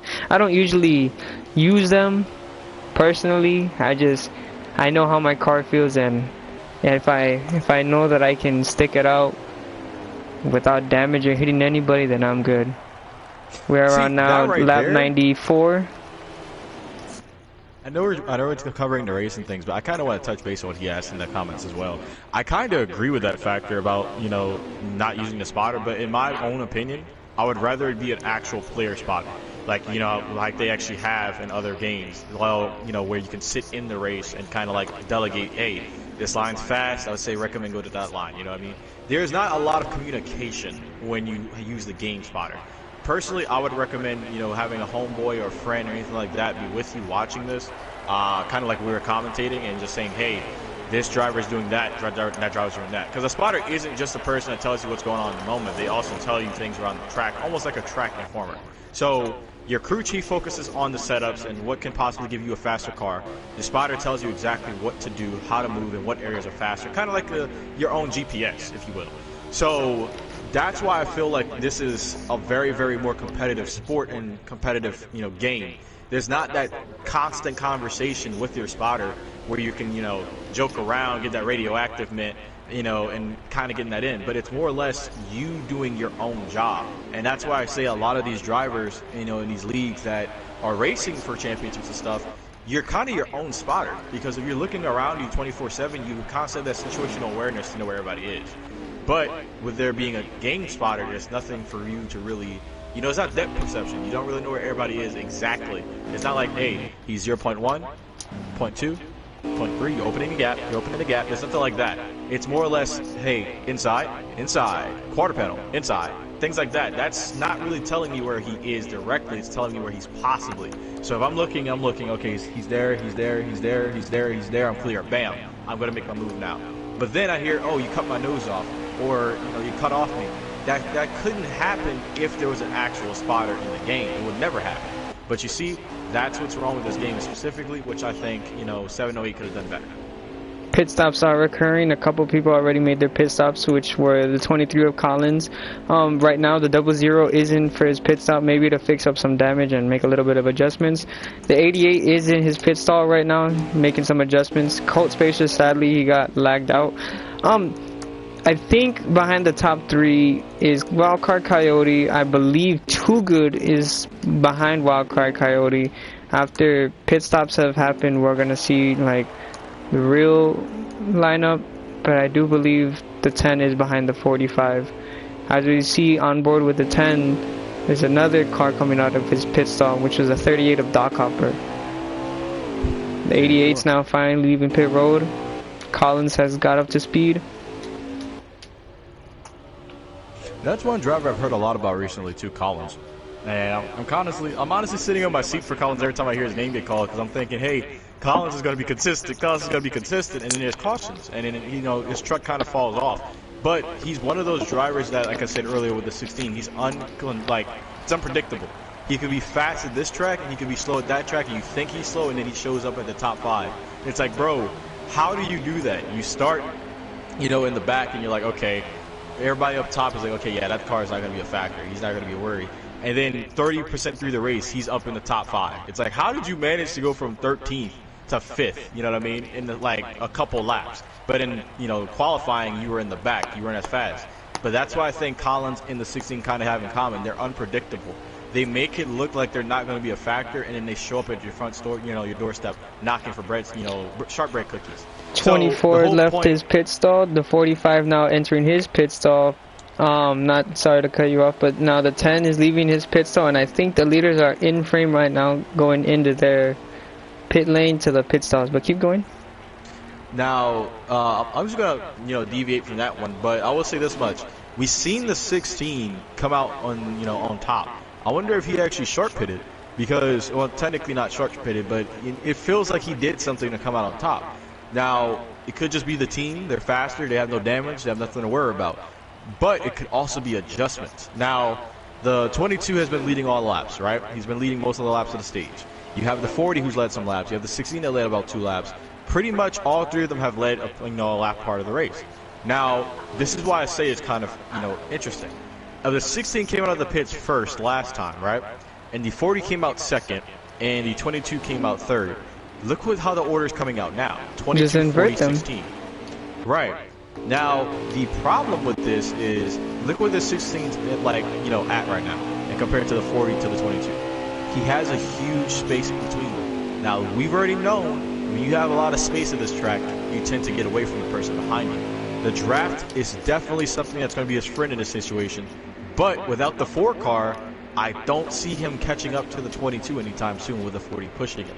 Now, he's right there with them, but I want to just keep your eye on that 16 for the prolonged run and see what happens. But right now, my money's on that 16 car to get a little late race caution and come out on top. I don't know about the late race caution. I feel like he is going to draft up to him and like pass both of them. I don't know about the caution. Everybody's too spread out at this point. The other ones who are pretty much together are the top 3. As you see, Wildcard Coyote, presumably in 4th place, is now in turn 1, and the leaders are where on the track? Entering turn 3 and 4. Yep. Right now, as we see, yep, in the steel frame, you see them right there. All but 3 of those trucks. But it's also a factor as well. So you have the back markers. So if these guys are a lap down or about to be a lap down, look at their positioning. they're going to follow each other. And I remember specifically how we used to do it over in season 1. Use the back markers to your advantage. Draft with them. Take their draft away and use that speed boost that you get from that to go into the occasion of passing the leaders in front of you.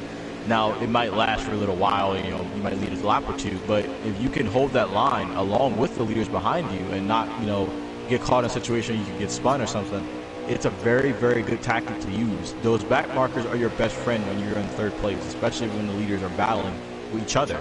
They're going to side-by-side draft. They're going to do anything they possibly can to slow each other down and use that back marker to their advantage. But with the back markers running high, it's a very, very good deviative line to run. Run high, get that speed, and then come low into the backstretch.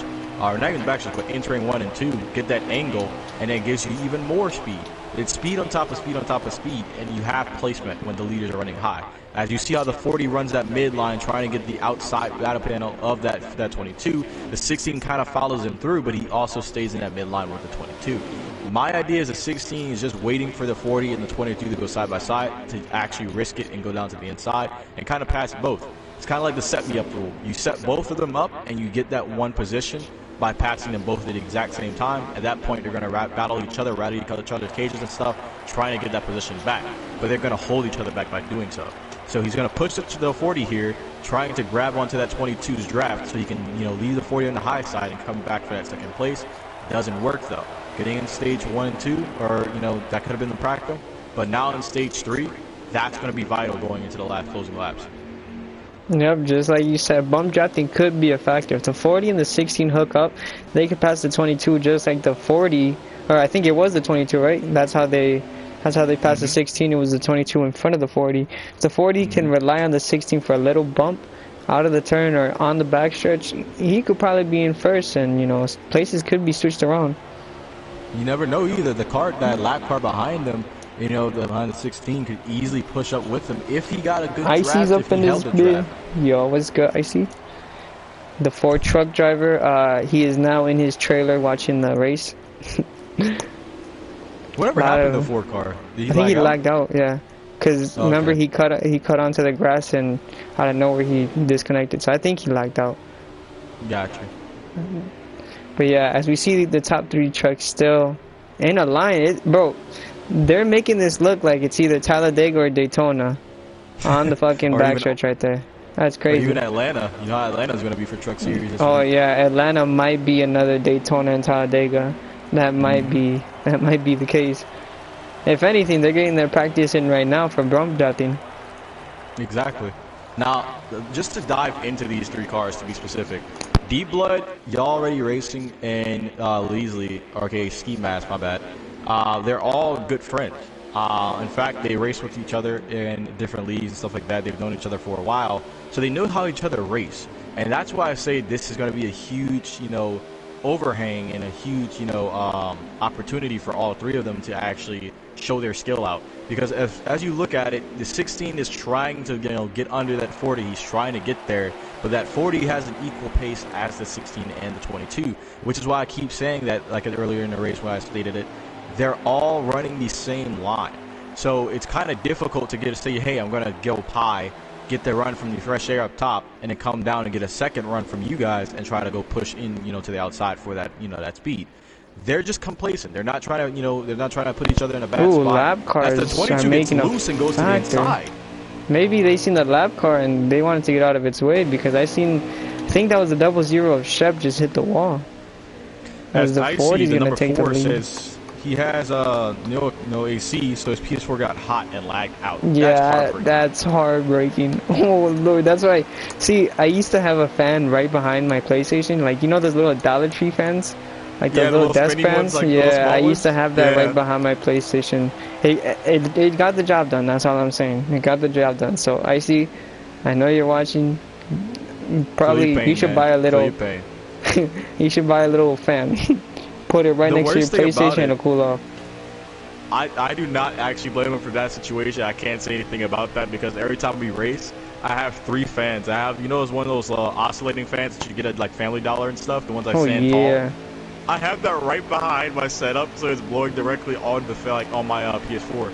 My PS4 guy sounds like a 747-9 taking off on facts. That's what Agent needs too. Oh Agent needs one of those. 747-8. I Like, do believe I'm we over are here. on lap, what is this, 105. I'm not sure though. Trying to keep tally. They're almost there. They're almost there. It never happened. Yeah, I know, I see. It happened to me once. That's how I got fucking lagged out in the third race this season too. It was bad. I was like, bro, what?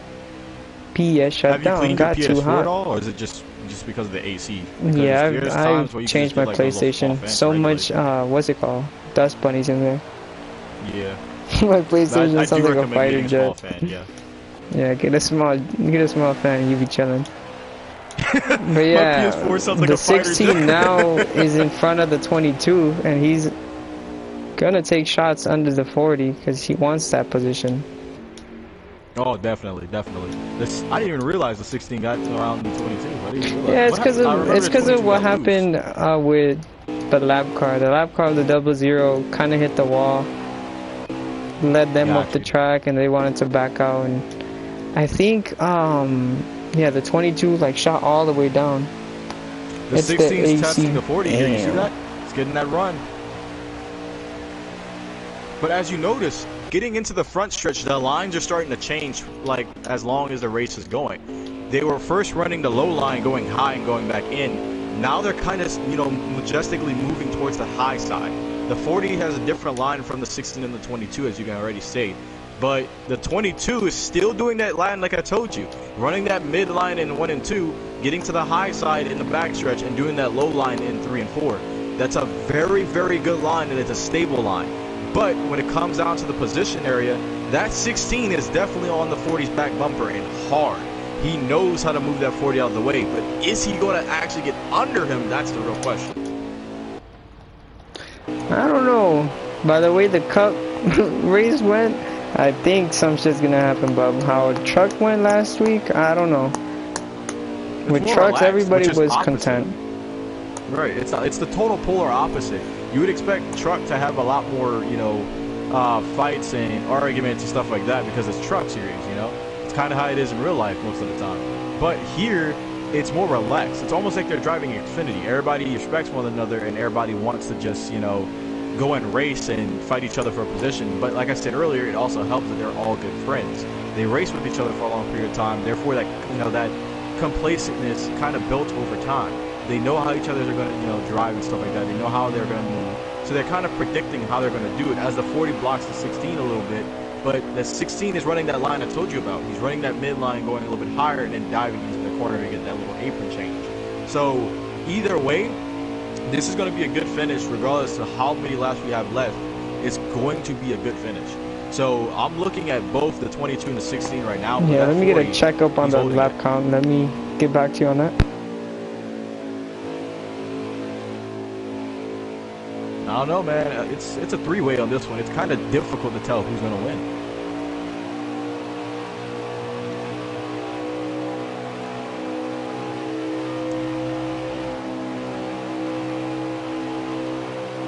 As Doc Hopper goes into the pits alongside Air Assault, they are now coming out of the pits. Sorry for that late coverage. We didn't really see them get in. You have other guys that lagged out. You have Colt Pacers coming out. Oh, my bad. He lagged out. My bad. I really have to get, tuned in on these guys and see who's in and who's out. 45 on the back stretch of Wildcard Coyote still holding his placement. Of course, the Heartbreak for Zan. And of course, Yeti. Yeti is one car we haven't talked about much. He was one of those complacent drivers that was there at Daytona and was up in the front for most of the race. But he kind of dropped back to the back as the lap prolonged. So, hey, Check, are you here? Yeah, I'm still here. I had to get the lap count. It's currently I believe 14 now. 114. Oh, 15 because they're a lap ahead. But hold on, let me say this real quick. Chat, who do you think got it? Your boy Icy said he has the 40 and the 22 winning. Like I said earlier on in the stream, I do believe the 16 could have a good run and pass both of them. Let's see how that happens. But the only one in the chat from right now that has a pick is Icy, and he says either the 40 or the 22. See what everybody else says, because the only ones that look to be in main contention right now is the 40, the 22, and the 16.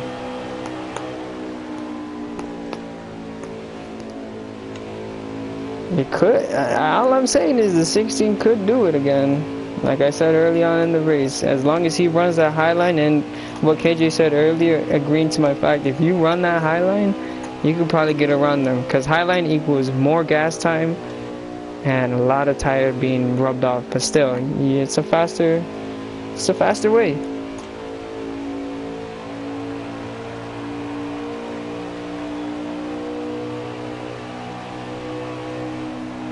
Oh no, my pencil.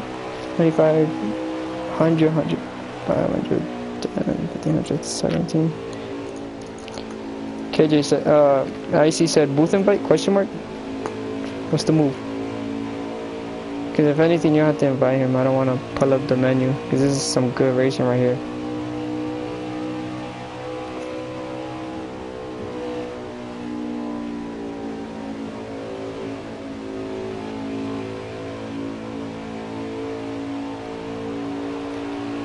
This is a great battle. Nah, drafting is just going to be a huge factor right here. Okay. Maybe not. The 16 is probably just going to go into the 40 and take his spot. I mean, he was drafting with him for a little bit. He was behind him. Now look at him. He passed him under the bottom. Like I said, he's going to get a run somewhere, somehow. Like you said earlier, these drivers are pretty smart with it too. Like I said, if they see them go down, they'll be like, I bet you want to take the bottom. Inside of the 40. He has a huge run from the 45 coming into the pit stalls right now. Let me see. Oh, Yeti cracking looks like he got into it somehow. Shep, I think he has his damage from the wall. Dustin has a lot of damage as we see our leaders right now rolling into pit road. How did the 22 get first on pit road? Right now I'm scrolling through the trucks right now, hold on. Okay, so, 22 is in front. Alright, so Wildcard Coyote came out of his pit stop right now. Let's see who else is out on the track. I think Yeti still hasn't made a pit stop. Let's see. Shep, I think, made his pit stop. 88. I don't know if he made his pit stop. Huge damage on the 8 truck though. It's a lot of 16, damage. 40 coming out of the pits now. 22 still leading them. 22 gets the lead into the pit stops. I mean, big gap for the 40 though to come out the pits with him. Something must happen on pit road. You see the 40. That's what I was gonna go to. Oh yeah, that is kind of a big gap. Well, I don't know. I think that's his teammate behind him in the 45. So if the 45 gets up to speed, or if the 40 doesn't get up to speed, the 45, you know, could give him a huge bump, which will help him. Let me see. Yep, this is the 45 truck right behind him.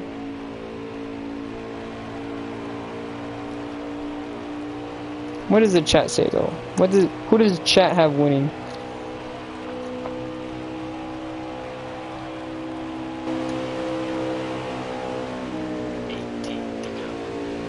18 to go. 18 to go. We have 18 laps tickering down. That's the one moment that's like, it puts a hole in your stomach, if you will. It's like a very bad feeling, but it's a good feeling. It's where it's that 20 mark, right? You pass the 20 mark laps to go. And it's just like you're winding it down, you're winding it down, you're winding it down. And then you finally get to 10 laps to go or 15 laps to go, and you start saying, hey, it's time to start doing some moves now, you know? Get some points out there, try to go up for the lead. But these guys are not really having that. I'm not seeing any kind of, you know, aggression from the drivers or anything like that. Ooh, the 8 truck is in the shot. Somehow he got into the wall. Maybe his tires were loose, he ran out of gas. I don't know. Sometimes if I'm deep in the pack, I want to just run out my gas for as long as I can and see if I do gain any spots. I know it's kind of risky for that, but there's a couple of times where I've gotten out with either 1 or 2 places up on the pit stops. But it's just all about risks and the strategies that you want to take. If you want to go less right now, it'll either help you in the long run or it'll be bad for you, as what happened to me in Daytona. After the second stage I didn't pit, and I knew I had a sufficient amount of gas to get a couple laps under my belt, and was hoping for a caution. But once I hit the apron, I went up. The 48 passed me. Whole group of guys started just going, and I just ran it out from right there. I was lucky that I got my lap back towards the end of the race, which I wish was a storyline in itself, but everybody just overlooked it, and we were all Gucci. Yeah, but it was a magnificent run that at that. Yeah, we talked about that Sunday morning at the in the team meeting when we had asked like why you didn't pit, and you said, "Hey, I did what I had to do." I do what hilarious. I do. You do what you do. But no, it's the same thing. You know, a lot of stuff that went on during the Daytona race was questionable. Oh my God, give me a second. People don't know how not to call when we're filming. No, facts. Respect. I'm just waiting. No, yeah. A lot of stuff happened at Daytona. Yeah, but you know, Homestead's a new race. It's a new place. Hopefully everything that happens. Honestly, to be honest, bro, I think all of us got dumped at one point. I'm speaking true facts right now. I think the only person that didn't get dumped was the 20. Because he was only because he was doing the dirty work, and we're like, bro, what? Even I know he's our teammate and everything, but I have the live stream to prove it. I was kind of annoyed with how the 20 was driving. I didn't want him to push me in certain places, and a lot of agreed. I mean, we both, a lot I of think bullshit. Me, you, Brando, and Agent were all saying to him, like, hey, could you stop doing that? We were getting complaints and stuff like that as well. And it's not like I'm behind him and I can watch what he's doing. I can only hear it from other drivers that are saying what he's doing. And like, same thing like you can hear from my stream that the frustration in all of our voices. We do want to be known as people who are wrecking people. So, specifically, before the race started, I called or texted Too Good, you know, to put Agent in his car. And we had practice with Agent, and you know, Mert didn't show up to practice. My bad, Junior didn't show up to practice, so it was kind of difficult for us to, you know, do strategies with him. And he didn't practice with the setup as well, so it was kind of difficult for him to understand how run through where the speed was coming from. So yeah, exactly. So the question for me is like, you go to the exhibition races, you do all the practices, you do all the stuff with the owners and stuff, and then you come into the race and you totally throw it out the window. You know, it's confusing. But even then, you know, we're trying to get practices in. Everybody's trying to get their cars right. If he does the same thing, I think he might find himself out of kill switch. You never know. The 23 lagged out. No. Okay, so 2 more drivers have lagged out from what I can remember, and that is the 23. Actually, I think only 1 extra lagged out. I think these are the only cars that were out. Man, I would be circling through the pack to see if anything else is happening, but the only action right now is that top, what am I trying to say? The front group. There's a pack of 2 right here, soon to be 3 with the 88 of Aerosol, I believe, right behind Shep. As the 8 goes into his pit stop for presumably the last time. Because last time I got word it was 18 to go. So how many? Oh, so we're 18 to go. How many laps do you have now? Since that's way ago.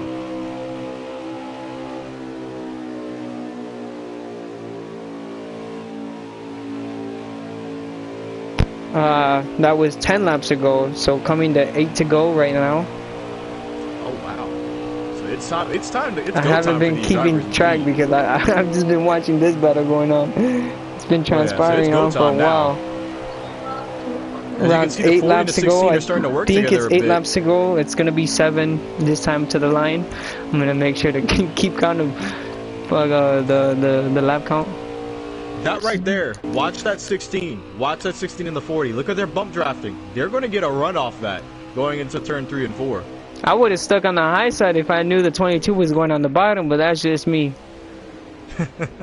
I would have took the 40 with me, and I would have probably had a run. I don't know. Can't say for certain. I don't really run trucks like that, but I do know sometimes it works like that in cups. And this is a big if you don't hit the wall. Because if you hit the wall, say goodbye. Agreed. And considering being in trucks, you'll lose a lot of RPMs when you hit the wall. That's just tough. You know, lagging out, hitting the wall, that's just super tough in this situation. 16 gets to the back bumper, the 22 going to 3 and 4, but that 40 slowly looking on his inside as well. I'm low-key thinking that 16 and the 40 might work together come 5 laps to down, or 5 laps to go. Wow, that makes sense. 5 laps to go, but it doesn't really look 6 like laps the to go 40's now. gonna reach him. Coming to 6 to go, or passing 6 to go now. 5 to go right here. Coming to the line, my fault. Getting words all sorts of mixed up. But yeah, as long as the 40 and the 16 could be buddies for at least 1 lap, they could probably pass the 22. I mean, that 22 does have a strong truck. He's been leading most of the laps. He's going to get those 5 points. He wanted pure domination right now. Pure Most domination, it looks like. That 22 came to play today. That's what he did. He came to play. 5 to go here. 5 to go. This race feels like it's already almost over. It feels like I just started it. That's the beauty about truck races. They drive so, like, they're so slow, but it feels so fast. It goes by really quick. Here's the bump job thing that we were talking about. There it is. Could lap cars be a factor? That's the question, as we see 2 in the front view. In the front shot, I mean. I don't know. Could lap cars like, be a factor?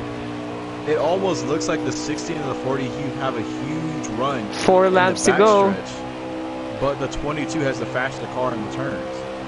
Because the 16 and the 40 lose a lot of ground on that 22's bumper in the turns, but they gain it coming out of the turns.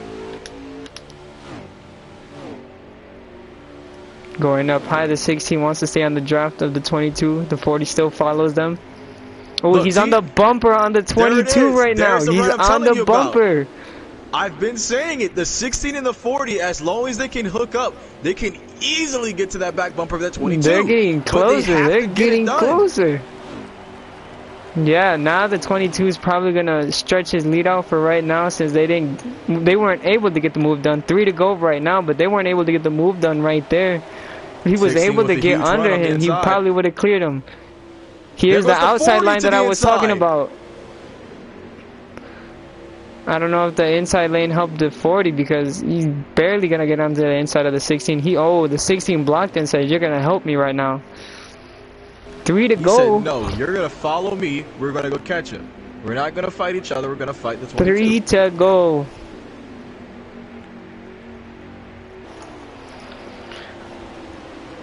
Right now, we're focused on the 16 of Deep Blood, who's currently in 2nd place. And Deep Blood's our points leader, to be correct, right? Yep. D-Boys, look at me. Deep Blood is currently leading the championship with... Where is my piece of paper? I had it.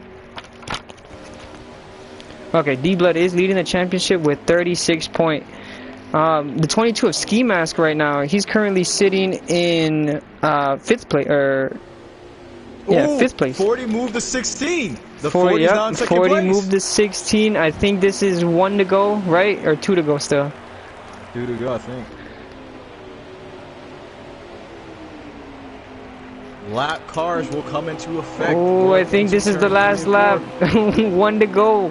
Presumably, I don't know. If they leave this lap fast, then it's going to be the last lap after that. But I do believe that this is the last lap. If the 22 can just stay right there and the lap cars don't get into the way, he's probably going to win it. That 22 is strong all night. He wanted domination. I believe it's the last lap. As a 16 wants to go low on the 40, he wants to get his 2nd place back, but I don't think he's going to get it. But lap cars weren't a factor either. I couldn't say, but last lap sponsored by Bang Energy Racing. Will the 22 win it? Yes, the 22 is the winner of the race. Pure domination at Auto Club by the 22 of Ski Mask Leezy, which is probably going to bump him up the ranks on the point standings. Wow. Wow. Coming into this week, he was 5th on the point standings, but he's probably going to leave here either 2nd or 1st, because Deep Blood did finish on the podium. A lot of drivers are going to be saved, with a couple others lagging out and leaving. I don't think anybody left. I really do think everybody just lagged out because of how their cars were looking. But with that being said, a couple drivers left, so hopefully nobody really leaves here with no points other than the ones who lagged out. Because remember, everybody under 10 gets no points. We definitely got to get all three of those guys in here. To, Yes, we have to get we have to get D-Blood, Ski, and who's the 40? Yeah, we have to get all three of them.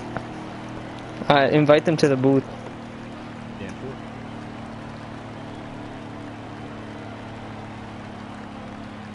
cool. 1, 2, 3.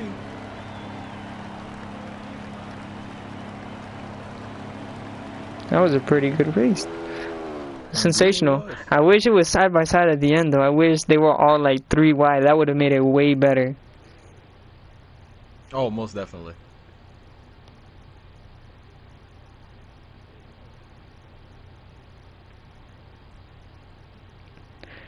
Alright, we need a D-Blood. Y'all ain't ready. And the winner, Ski Mask. I have Ski Mask and y'all ready. I'm just looking for D-Blood right now. D-Blood 87. Got them. All three are added in now.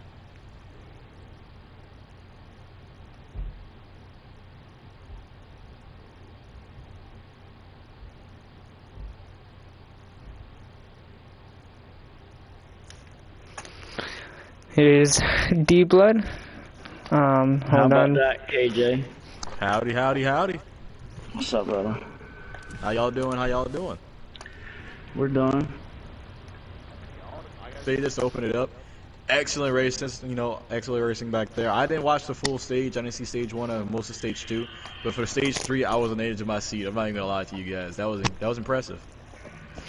Yeah, huge congratulations to the 22. I mean, either way, all three of you were right there, so it could have went to anybody. It was just a phenomenal race. I wish, this is just my personal opinion, I wish it would have went 3 wide, you know?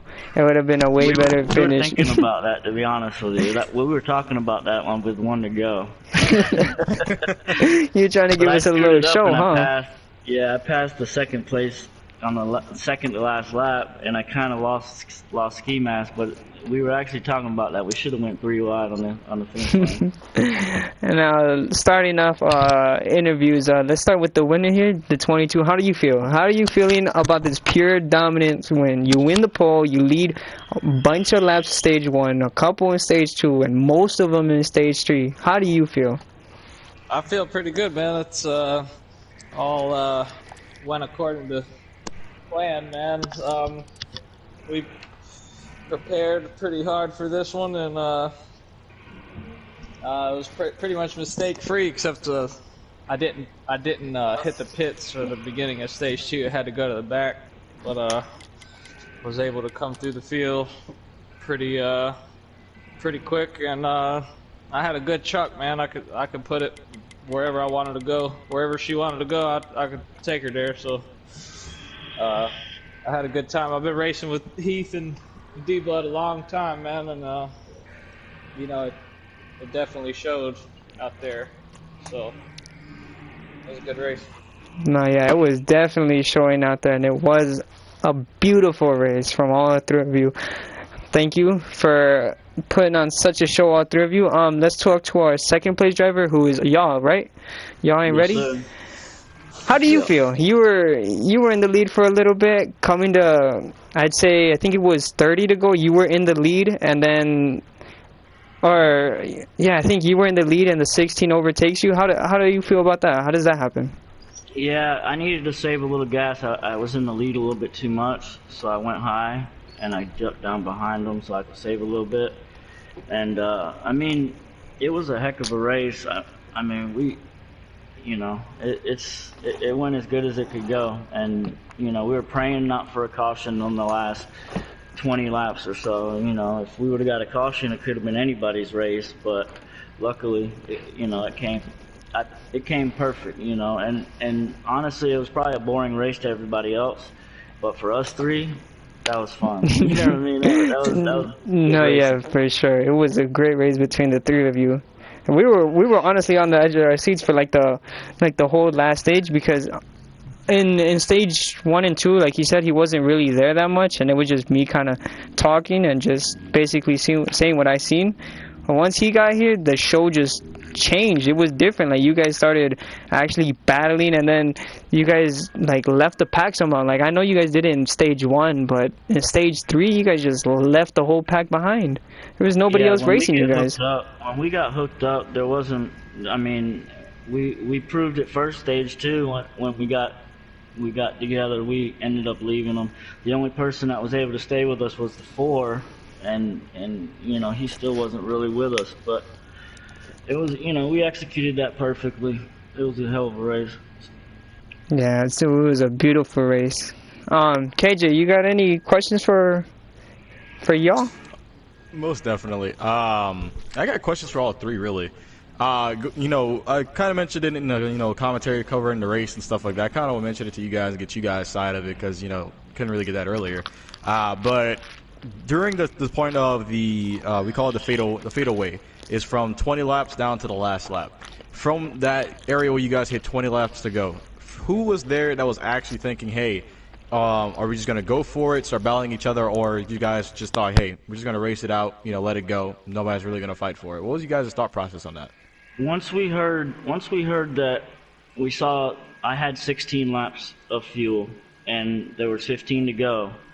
Our plan was to just stay ahead of the 45, so not race until the last few laps, and then the last 2 laps we turned it on and you know, we went for it.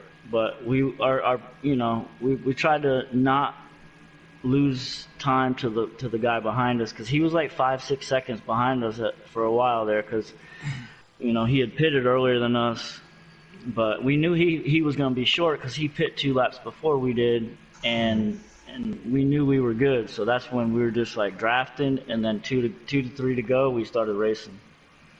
10-4. I mean, hey, you guys heard it here. These guys are very, very, very talented drivers. They've already said it before. They've driven with each other for a long period of time, which I mentioned earlier. So I have to say, great guys to race against, and I'm looking forward for next week for you guys to come out and put another show out. I appreciate you guys up in the booth, man. Y'all do a good job. Appreciate you. Thanks, guys. So this was we were kind of joking. This is, you could rename this one the since skis and the Don't Mess with Texas truck, you could call it the Texas Auto Club Massacre, because I mean, there wasn't a daggum soul within 15 seconds of us.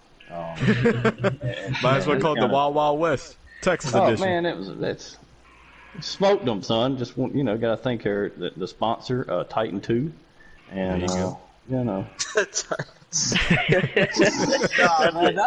an inside joke, because one of the guys in there.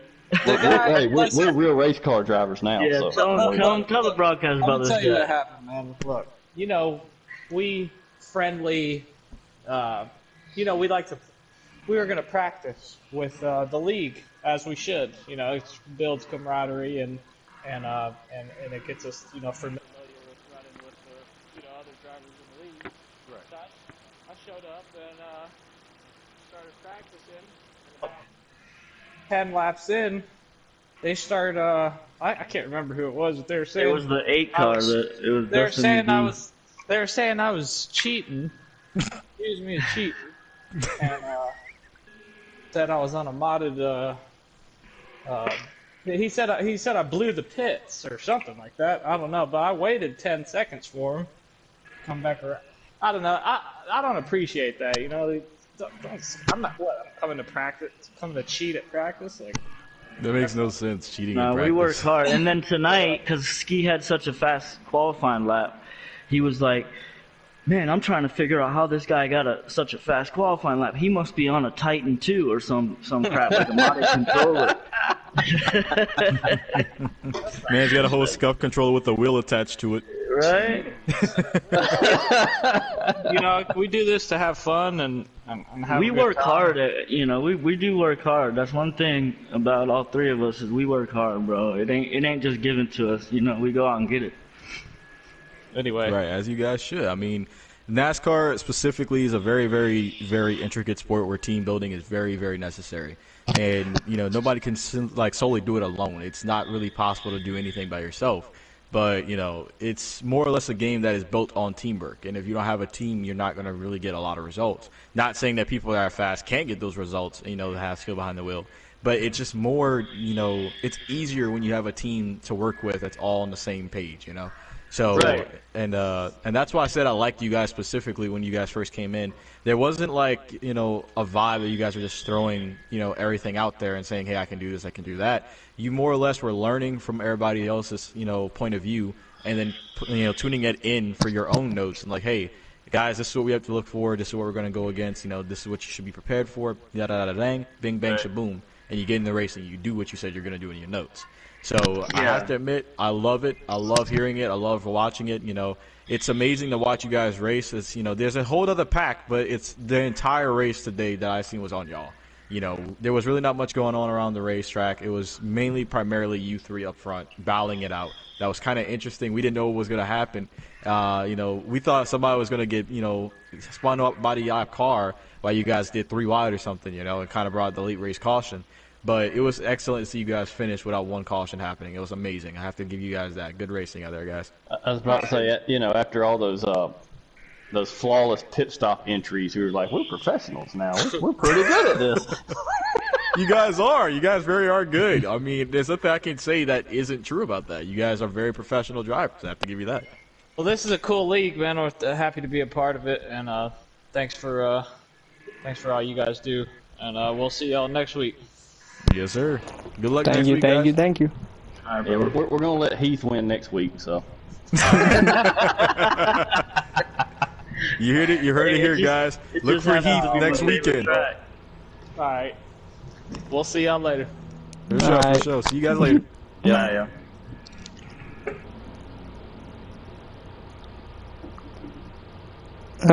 We still have D-Blood here, right? Yeah. Alright. Oh, I was gonna say, because we didn't ask him a question yet.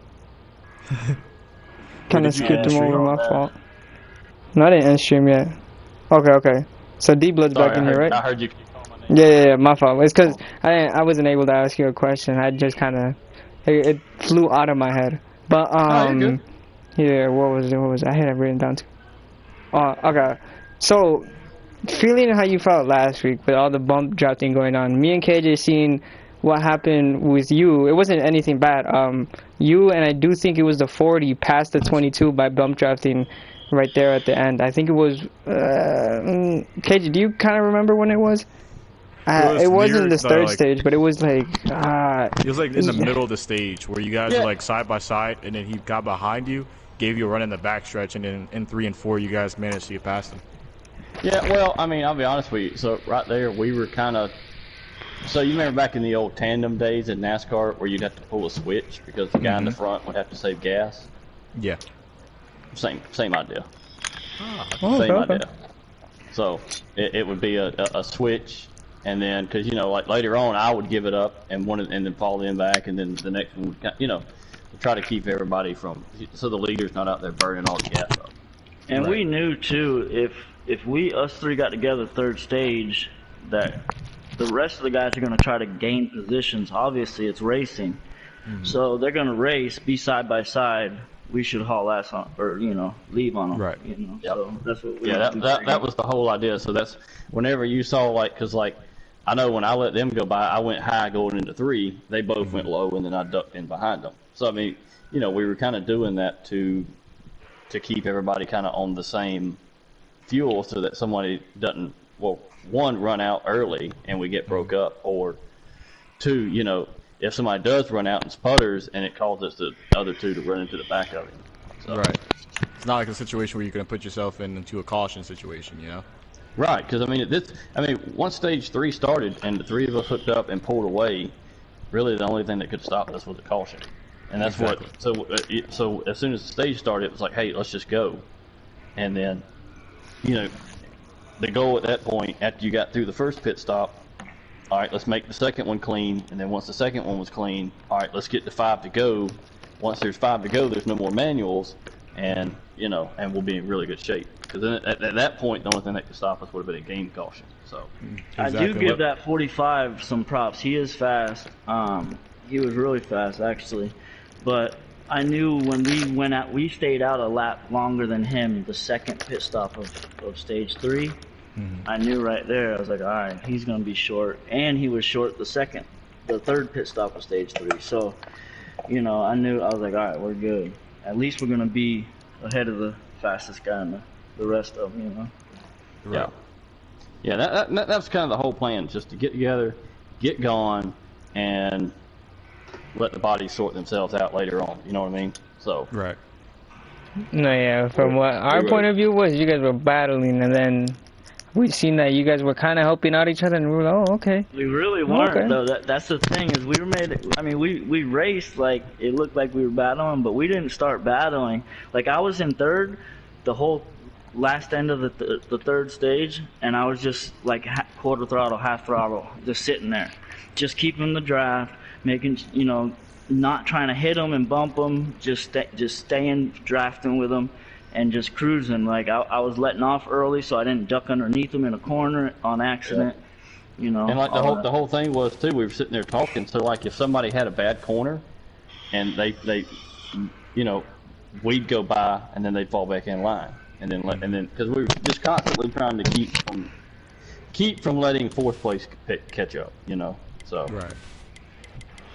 That's amazing, actually, to hear you guys working like that, because that's the first time I've actually heard of, like, you know, guys working together that intricately, you know, where, you know, it's a race that, hey, one of you guys have a chance of winning, and you just have to do that to pass or something like that.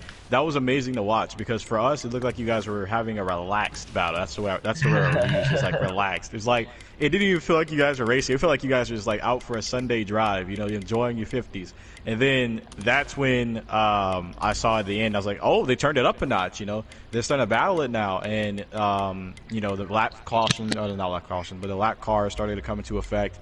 And coming to the last lap, I missed my little plug-in for the Bang Energy Series, you know, sponsor thing. But I seen how you guys were driving into the corners, and it was a lot more aggressive. Like, you guys were trying to get away from each other to start going for it. And that's why I was like, okay, now they're battling. They weren't battling before, but now they are, you know. And then 22 just, you know, off into space. See, what he caught the draft off that lap car. I took it. I went a lap too early and passed the 16. That was our whole plan. Was we're gonna race it out with 2 to go. And I went the first corner. I dunked under the 16, and like, we didn't clear each other quick enough, and it gave the 22, you know, a little bit of a gap, and it was just too much to make up with 1 lap to go. So I mean, we didn't plan on the 22 winning. It was whoever out of the 3 of us win, but up until 2 laps, you know, 2 laps to go. Uh-oh, they got KJ. No, but yeah, that was a fantastic performance by all 3 of you guys. I'm kind of jealous that it wasn't a 3 wide fucking finish, but it was beautiful. Beautiful honestly, through stage 1 and everything. That, bro. Like, I wanted to be like side by side 3 wide finish, and we separated a little bit too much on that last lap. Yeah, me and Heath got too far side by side. I almost was gonna let him go. But then we were coming into 1, and I was like, you know what? The hell with this. I ain't giving up 2nd place. No, yeah, that's what we were thinking, too. I was trying to cross him over in 3 and just couldn't get back to it. Yes, indeed. Well, all right, fellas, I'm going to jump out of here. Y'all have a good night. I appreciate it. All right, well, great race to you. That was a pretty great race.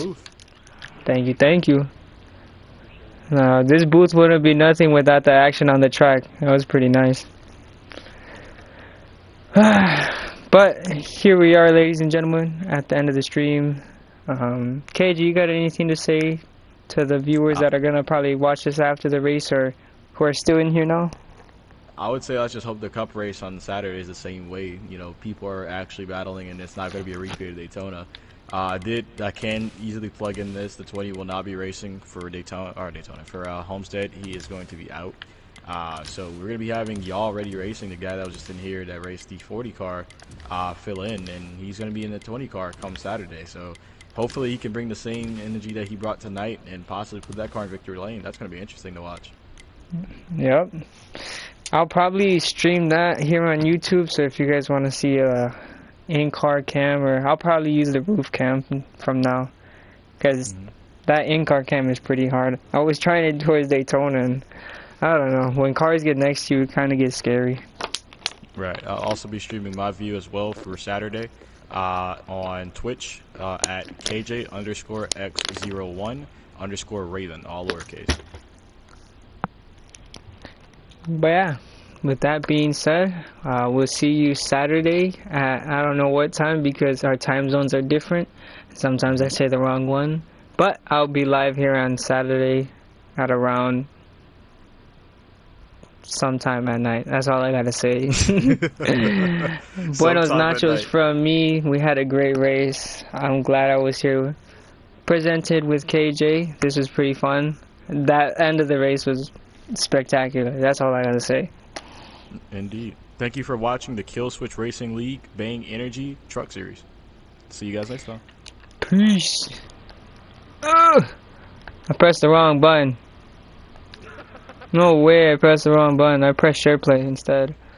You're gonna get a little bit like 5 extra seconds of goofiness.